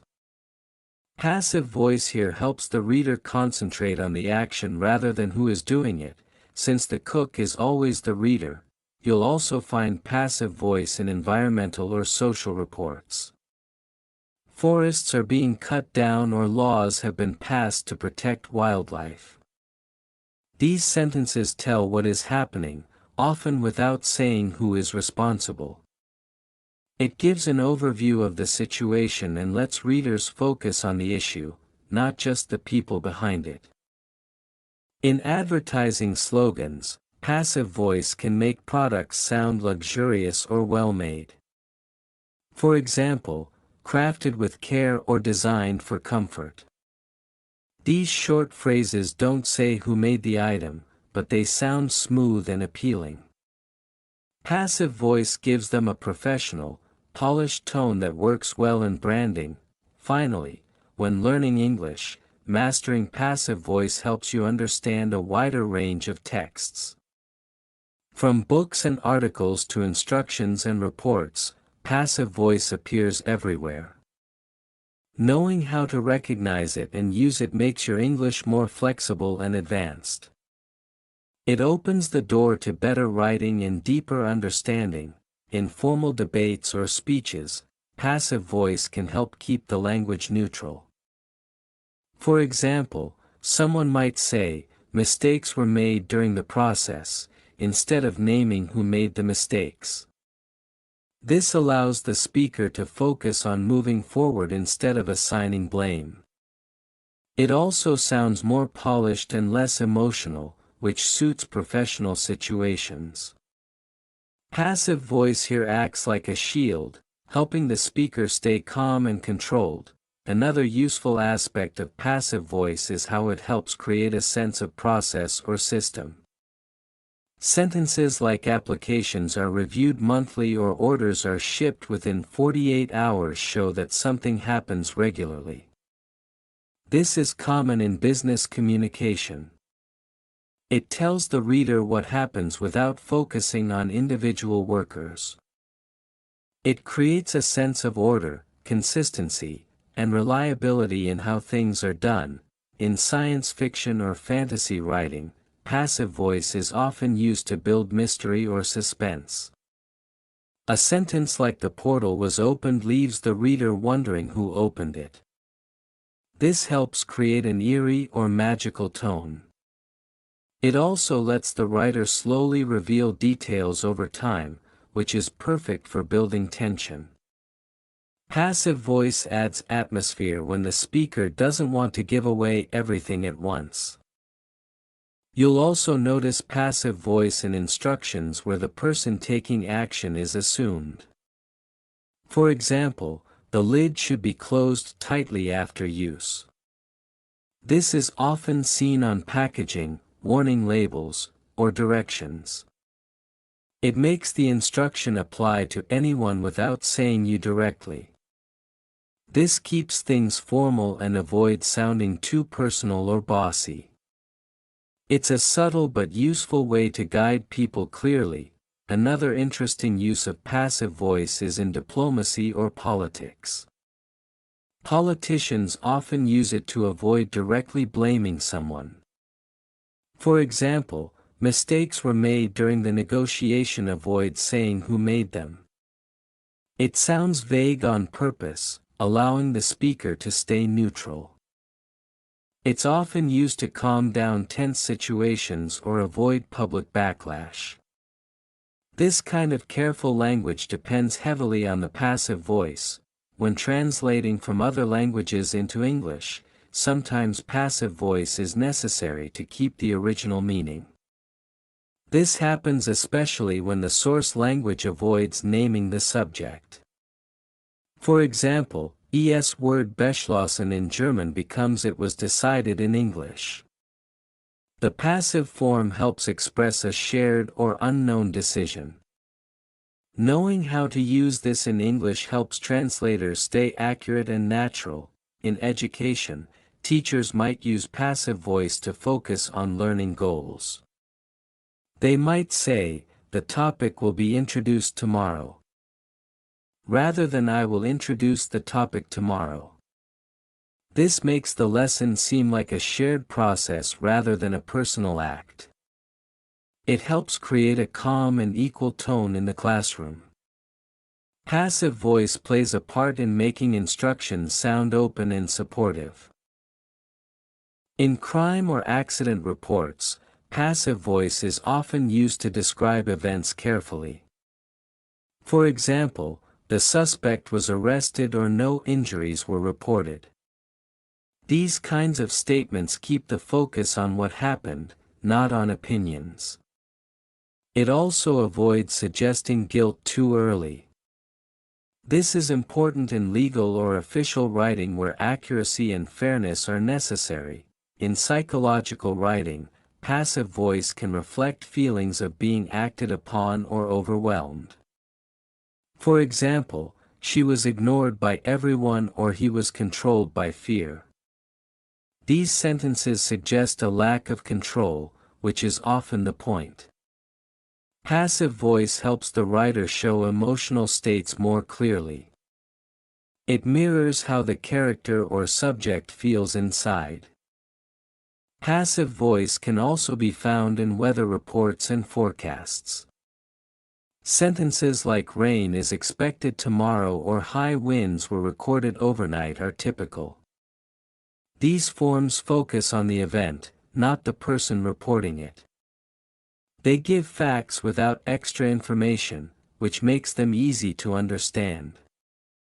It's a standard style used in news, alerts, and public safety updates. Even in sports commentary, passive voice appears from time to time. For example, a foul was committed or the goal was scored in the final minute. These statements highlight the moment instead of the player. This can help the commentator stay neutral or avoid judgment. It also lets the audience focus on what's important in that moment, the action itself. Some passive forms begin with the phrase "it is," followed by a past participle. For example, "It is believed that the team will win," or "it is said that she's the best singer." These are known as impersonal passive constructions. They're used to express opinions, rumors, or widely accepted ideas without saying who believes or says them. They are polite and formal. In business emails, passive voice often sounds more diplomatic. For instance, "the issue has been resolved" sounds smoother than "we resolved the issue." It removes focus from the company or the sender and puts attention on the outcome. It's a great way to stay professional and clear, especially when discussing problems or solutions with customers or clients. When studying literature, noticing passive voice can help reveal tone or character. A sentence like "the truth was hidden for years" can show secrecy or injustice. It tells us something happened, but not who made it happen. Writers use this style to highlight important events while leaving details in the dark. It adds mystery and invites deeper thought from the reader. Passive voice sometimes uses the verb "get" instead of "be," especially in informal speech. For example, he got fired last week or she got promoted. These are still passive constructions, but they sound more casual. They're common in conversations or informal writing. While not always proper in academic texts, this form is natural and widely used in daily English. If you're trying to sound humble or modest, passive voice helps avoid sounding like you're bragging. Instead of saying, "I wrote 3 books," you might say, "3 books were written." This keeps the focus on the result, not on yourself. It's often used in interviews, presentations, or when giving credit to a group instead of an individual. In some cases, passive voice allows speakers to distance themselves from a statement. For example, it was decided that changes were needed. This doesn't tell us who decided, which may be intentional. It keeps things vague, which is useful when dealing with sensitive topics. That kind of distance helps avoid conflict or disagreement. Passive voice can also show respect, especially when talking about serious or emotional topics. Saying he was laid to rest yesterday sounds more gentle than they buried him yesterday. It adds a respectful tone to the sentence. This form often appears in obituaries, memorials, or speeches about loss and remembrance. In creative writing, passive voice can slow down the pacing of a scene on purpose. If a writer wants to create a pause or build tension, they might say, "The key was turned slowly in the lock." It draws attention to the moment itself, not just the person doing it. This slows things down, lets the reader visualize the action, and creates suspense. It can be used effectively when the writer wants to highlight mood or setting. Writers sometimes use passive voice to shift blame or create unreliable narrators. For example, a character might say, "Mistakes were made," without taking personal responsibility. This can reveal something about their personality, perhaps they're trying to hide guilt. Readers may notice the lack of accountability and grow suspicious. Passive voice becomes a storytelling device, giving depth to character behavior. In historical writing, passive voice helps describe events without judging them. A sentence like "the city was captured in 1846" tells us what happened but avoids saying who was right or wrong. This neutral tone is useful when writing about sensitive or disputed topics. It keeps the facts front and center. Passive voice supports fairness in presenting complex or painful histories. Sometimes passive voice is needed because the subject is unknown or unimportant. For example, "The wallet was stolen" works even if we don't know who did it. This is useful in daily conversation when the action matters more than the person.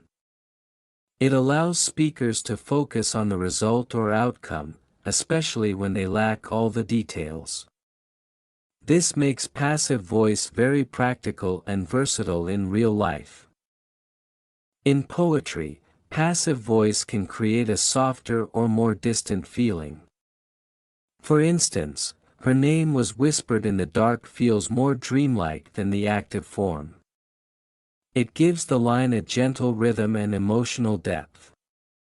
Poets use this form to suggest mystery, memory, or reflection. Passive constructions can blend easily with other poetic tools like repetition or metaphor. In detective fiction, passive voice is often used in witness statements.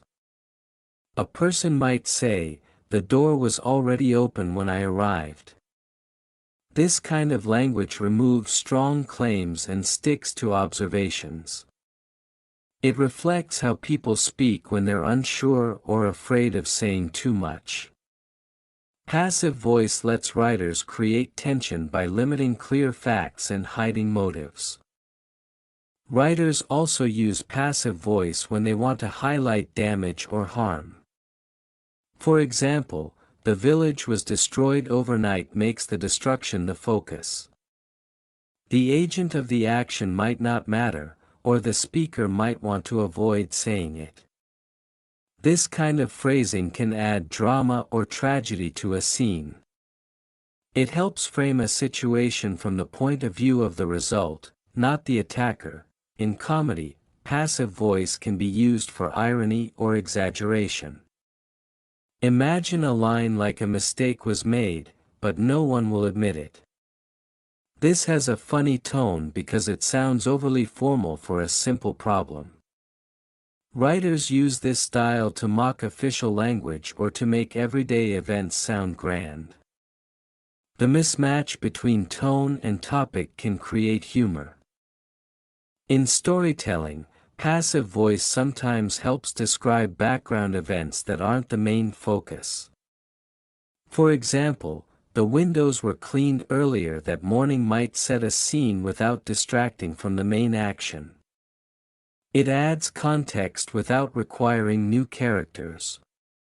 This helps writers control pacing and focus. It's a way to build a fuller world without cluttering the narrative. Passive voice also appears in formal ceremonies or traditions. For instance, guests are welcomed with a speech sounds more ceremonial than the active version.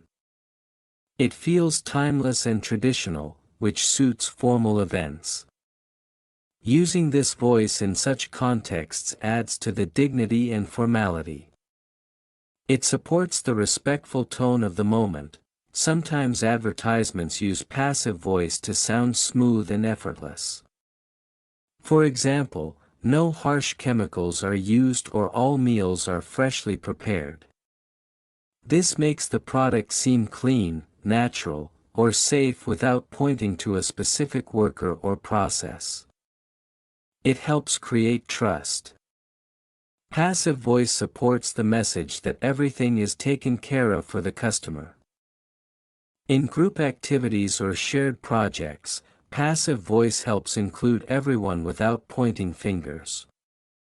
A sentence like "the plan was discussed thoroughly" makes it sound like a team effort. It avoids naming just one speaker. This helps encourage collaboration and equality. Passive voice plays a subtle role in creating a sense of shared responsibility.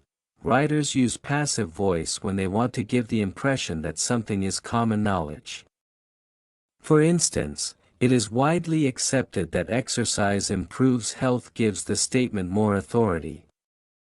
It implies agreement among experts without naming any. This form helps writers sound knowledgeable or persuasive without getting too technical or detailed. In product instructions, passive voice can keep things simple and easy to follow. For example, "the battery is inserted here" or "the device should be charged overnight."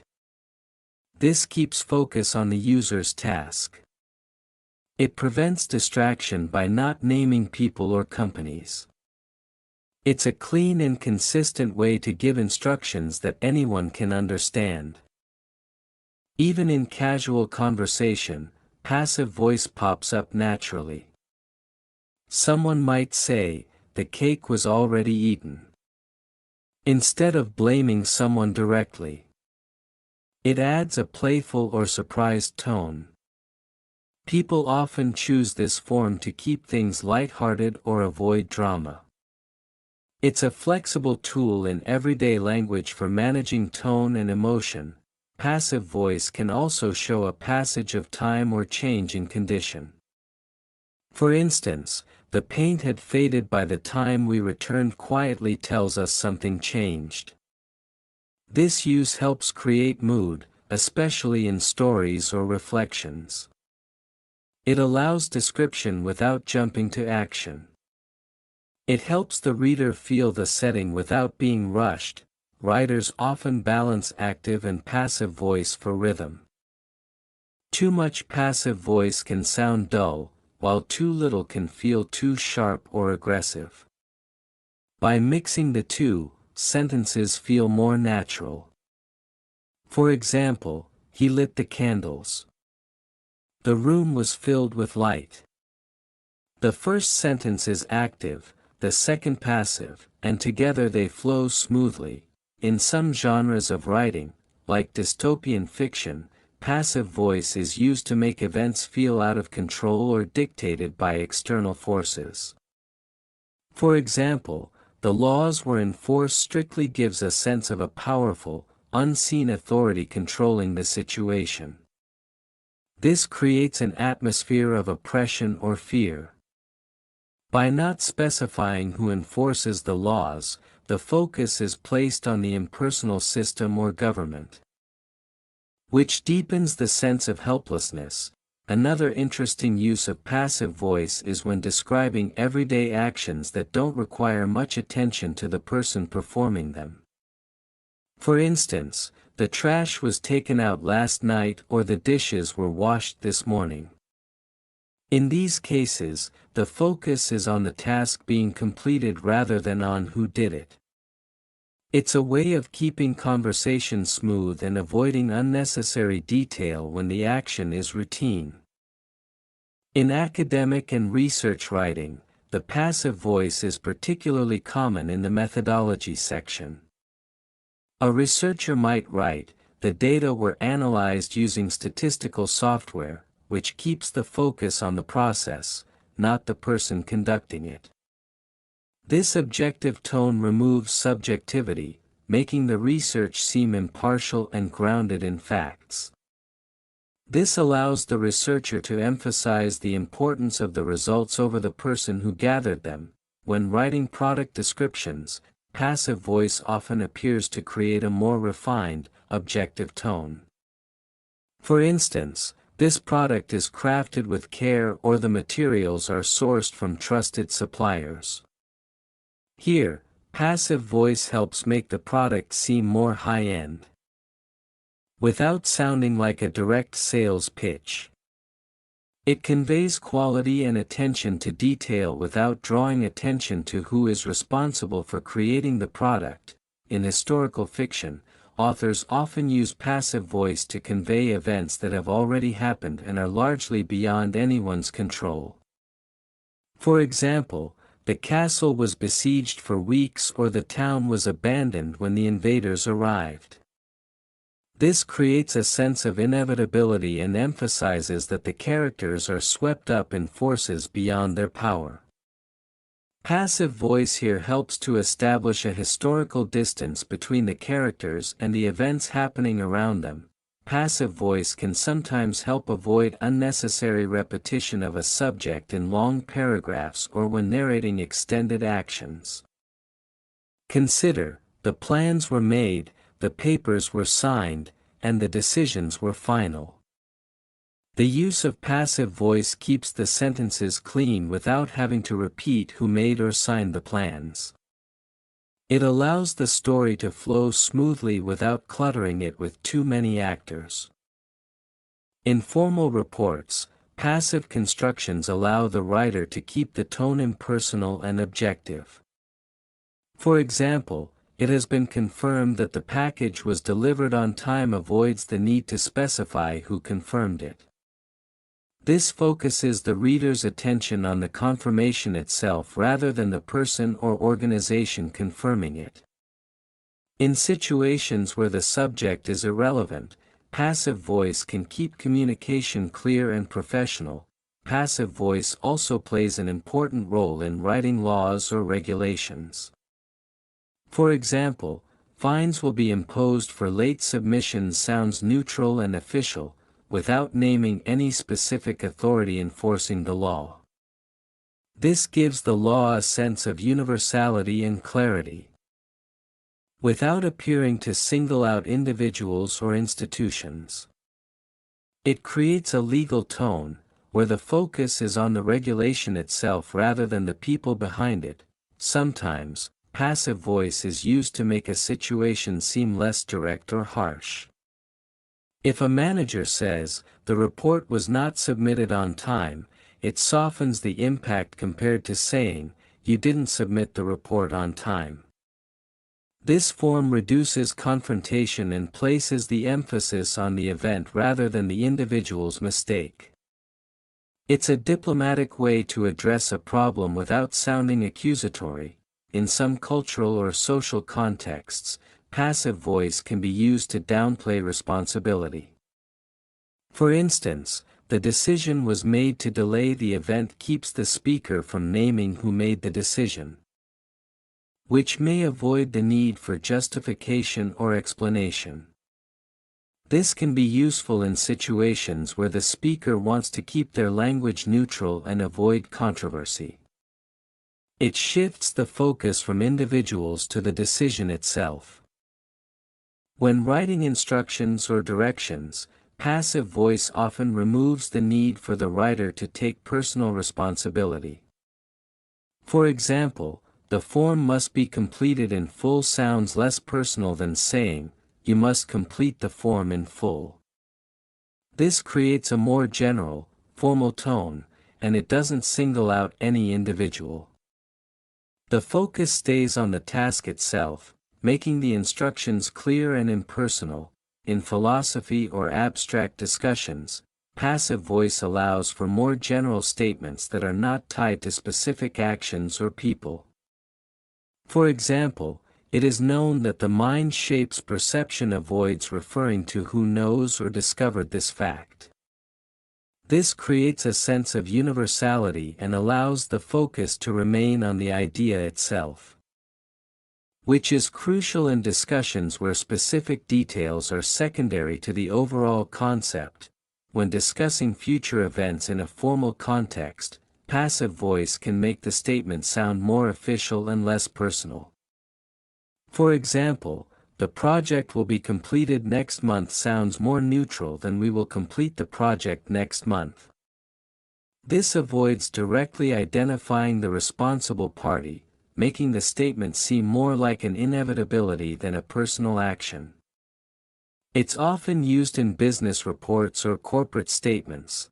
In everyday life, passive voice can help convey actions in a more laid-back, unbothered way.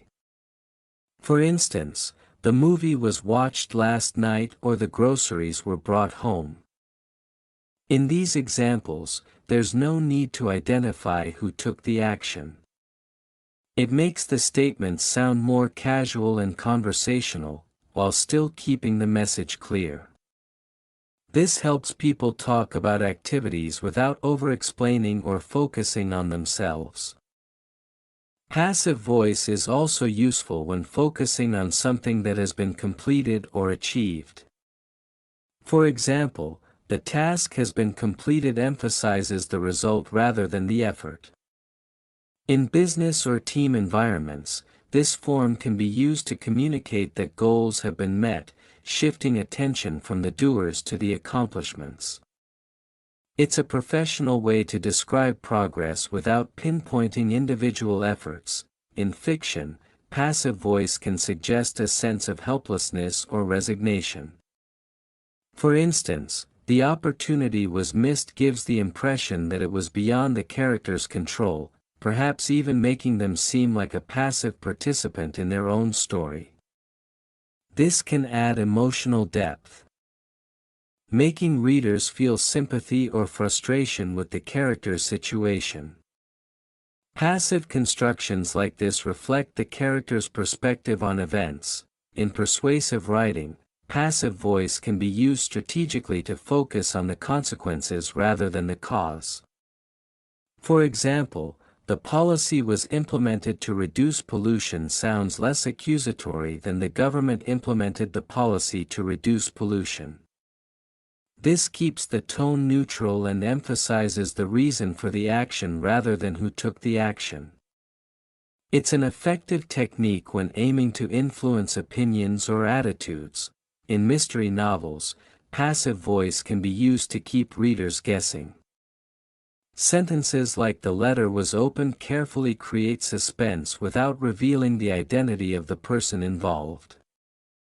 By withholding certain details, writers can make the reader wonder who is responsible for certain actions.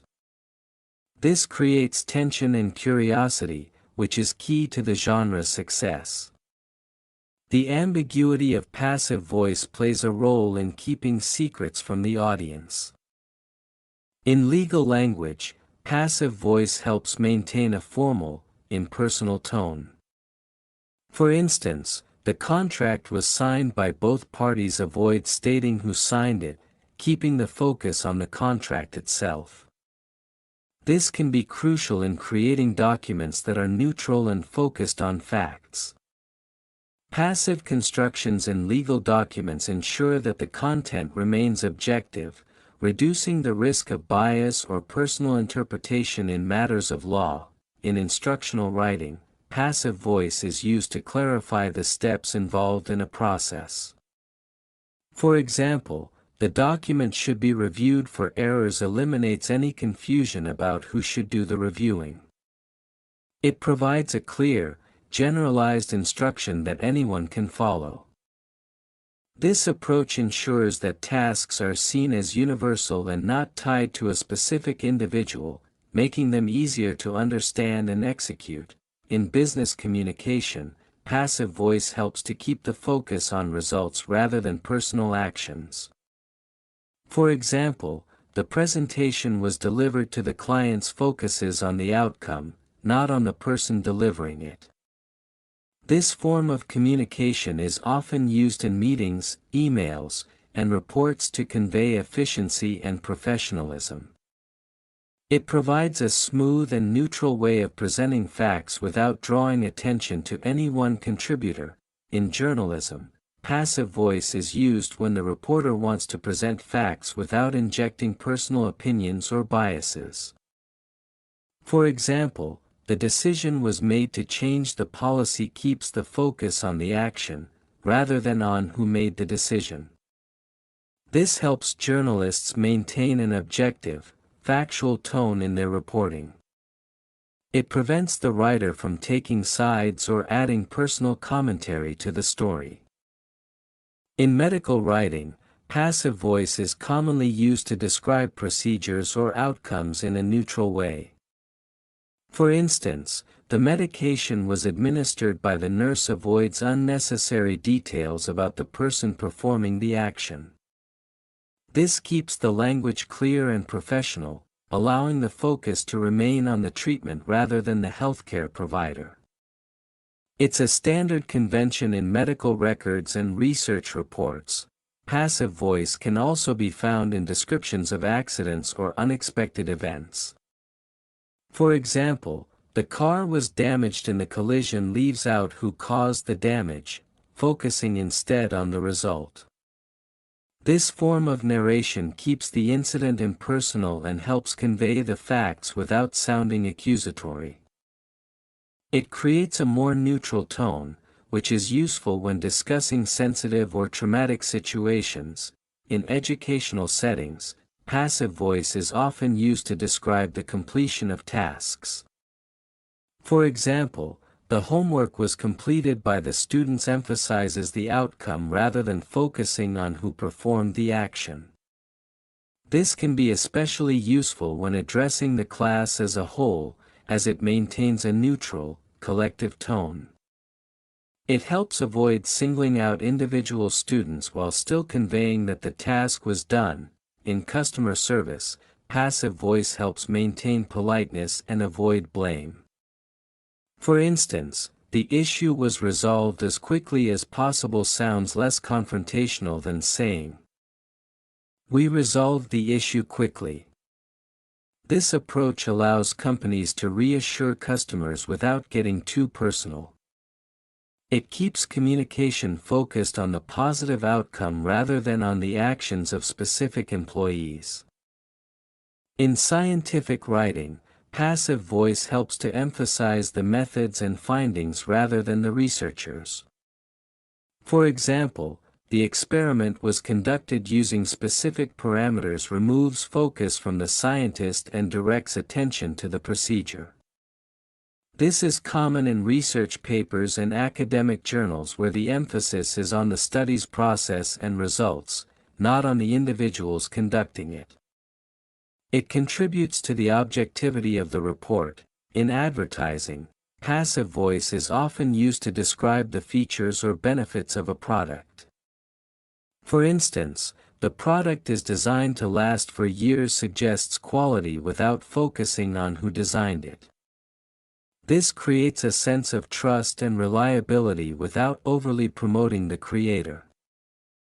Passive voice can make the product feel more timeless, as though it stands for itself, independent of any specific individual or company.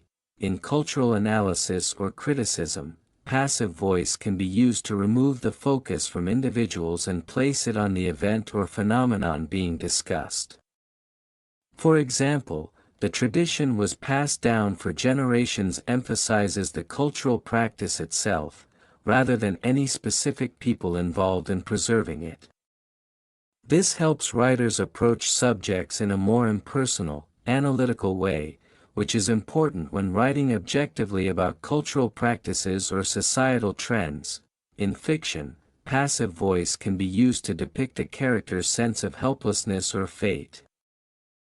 For example, the decision was made without consulting him implies that the character was left out of the decision-making process, building a sense of frustration or isolation. This subtle use of passive voice reflects the character's experience of being controlled by external forces, which can deepen the emotional complexity of the story. In weather reports, passive voice helps keep the focus on the weather itself.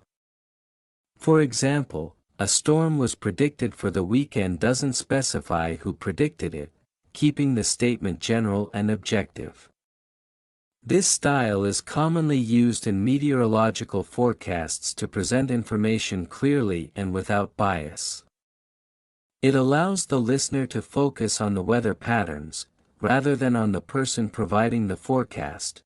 In political discourse, passive voice is sometimes used to shift focus away from specific politicians or parties.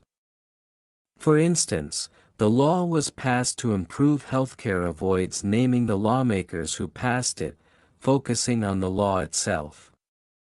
This can make statements sound more neutral and less partisan, which is useful when discussing legislation in a way that appeals to a wider audience.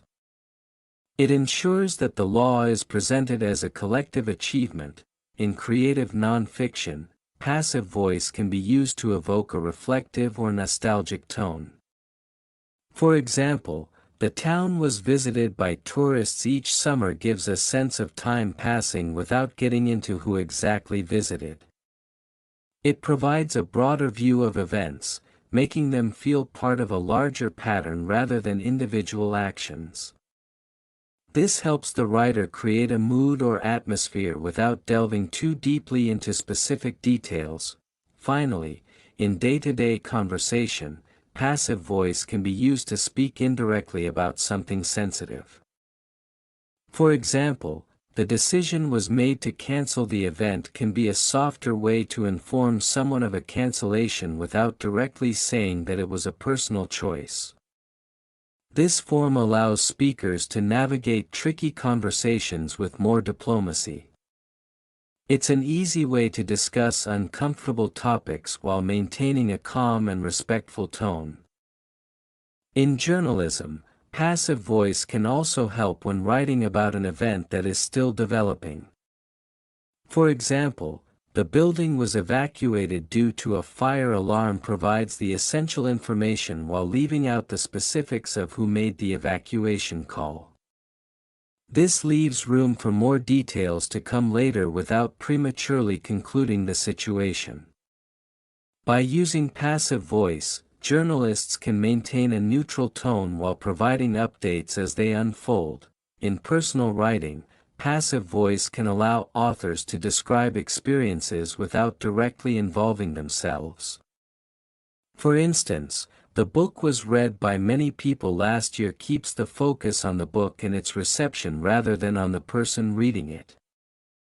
This is useful when recounting personal events or sharing experiences in a way that emphasizes the action itself rather than the person performing it. It subtly shifts the focus away from the speaker to the broader context. In political speeches, leaders often use passive constructions to avoid directly pointing fingers or assigning blame. For example, mistakes were made allows the speaker to acknowledge a problem without implicating anyone in particular. This vague, indirect phrasing can deflect criticism and maintain the speaker's image while addressing issues in a general way. It is a tool used in rhetoric to soften the impact of negative statements in formal presentations. Passive voice can be a good way to emphasize the importance of processes rather than individuals. For instance, the results were analyzed by the research team focuses on the process of analyzing results rather than on who did the analysis. This is useful when presenting findings to a large audience, where the goal is to convey information impartially and professionally. It also contributes to maintaining a more formal and objective tone. In the arts, passive voice is sometimes used to make the act of creation seem less personal, giving the art more significance.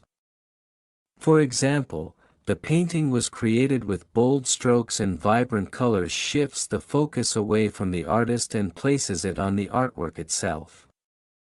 This approach helps elevate the subject of the work, making it feel like a product of something larger than the individual. It allows the piece to stand on its own without being overly tied to the artist's identity. In travel writing, passive voice can make the experience feel more universal and less focused on the author. For example, the city was explored on foot provides a more general statement about the travel experience without focusing on the person doing the exploring. This allows the reader to imagine themselves as the traveler, placing less emphasis on the writer's actions and more on the destination or the journey. In speculative fiction, passive voice is used to create a sense of mystery or inevitability. For example, the truth was hidden for centuries creates an aura of secrecy, suggesting that something important has been concealed from the world. This technique can be especially effective in genres like fantasy or science fiction, where world building and history play important roles in the story.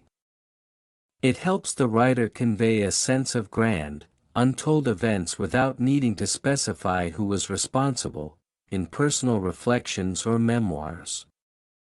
Passive voice can help shift focus away from the writer's actions and onto broader, more universal experiences. For example, the lesson was learned over many years emphasizes the process of learning rather than focusing on the individual who learned it. This makes the writing feel more reflective and allows the reader to connect with the experience on a more emotional level, rather than just focusing on the author's perspective. In formal communication, such as company memos or emails, passive voice is used to convey information without assigning blame or responsibility. For instance, the error was corrected promptly communicates the resolution without focusing on who made the error. This helps maintain a tone of professionalism and efficiency, which is important in a work environment. It prevents the conversation from becoming too personal or confrontational, focusing solely on the action taken. In self-help books, passive voice can be used to make advice sound more universally applicable. For example, positive habits are encouraged to be practiced daily presents the advice in a neutral, objective way. This approach allows readers to see the advice as part of a larger framework, rather than something being imposed by the author. It shifts the focus from the author's individual authority to the broader concept of positive growth and development. In sports reporting, passive voice can be used to describe events without focusing too much on the individuals involved. For example, the game was won in the final seconds highlights the outcome rather than the specific players or actions leading to the win. This allows the reporter to present the most important information succinctly without getting bogged down in individual performances. It's a way of summarizing the event in a clear and concise manner. In corporate branding, passive voice can be used to create a sense of collective effort behind a product or service. For example, the product is designed to enhance user experience sounds less about any one person or team and more about the end result. This helps companies present themselves as unified, with a focus on the customer's experience rather than the specifics of how the product was developed. It conveys a polished, professional message without drawing attention to individual contributors. In religious texts or spiritual writings, passive voice can be used to present concepts as divinely influenced or predestined. For instance, the teachings were passed down through generations removes any direct reference to human agency, making the teachings feel eternal and guided by a higher power. This allows the text to feel more universal and divine, transcending the limitations of individual authors or speakers. In product reviews, passive voice can be used to express general impressions of a product without focusing too much on the reviewer. For example, the product is highly recommended by users emphasizes the collective opinion rather than the reviewer's personal endorsement. This makes the review feel more objective and trustworthy, as it suggests a wider consensus rather than relying on a single individual's perspective.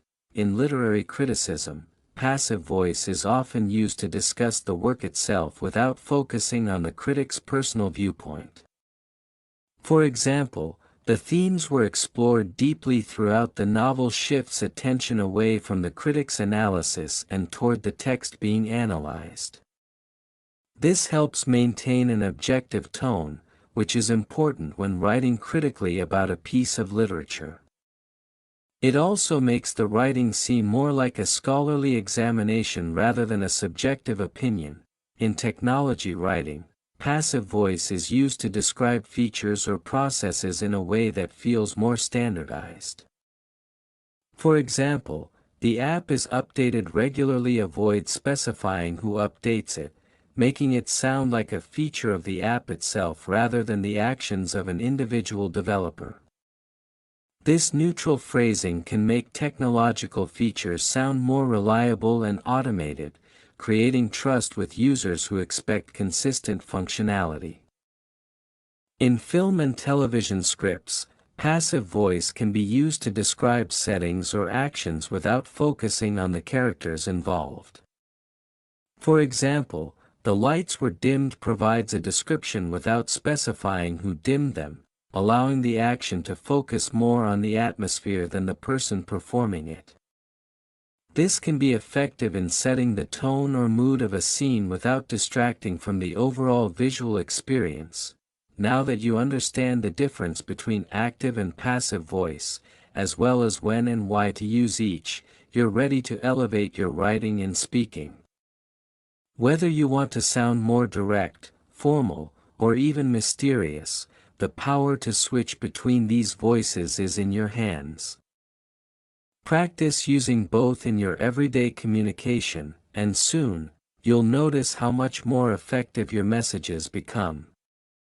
If you found this video helpful, don't forget to like, subscribe, and share it with anyone who might need a grammar boost. Thanks for watching, and see you next time.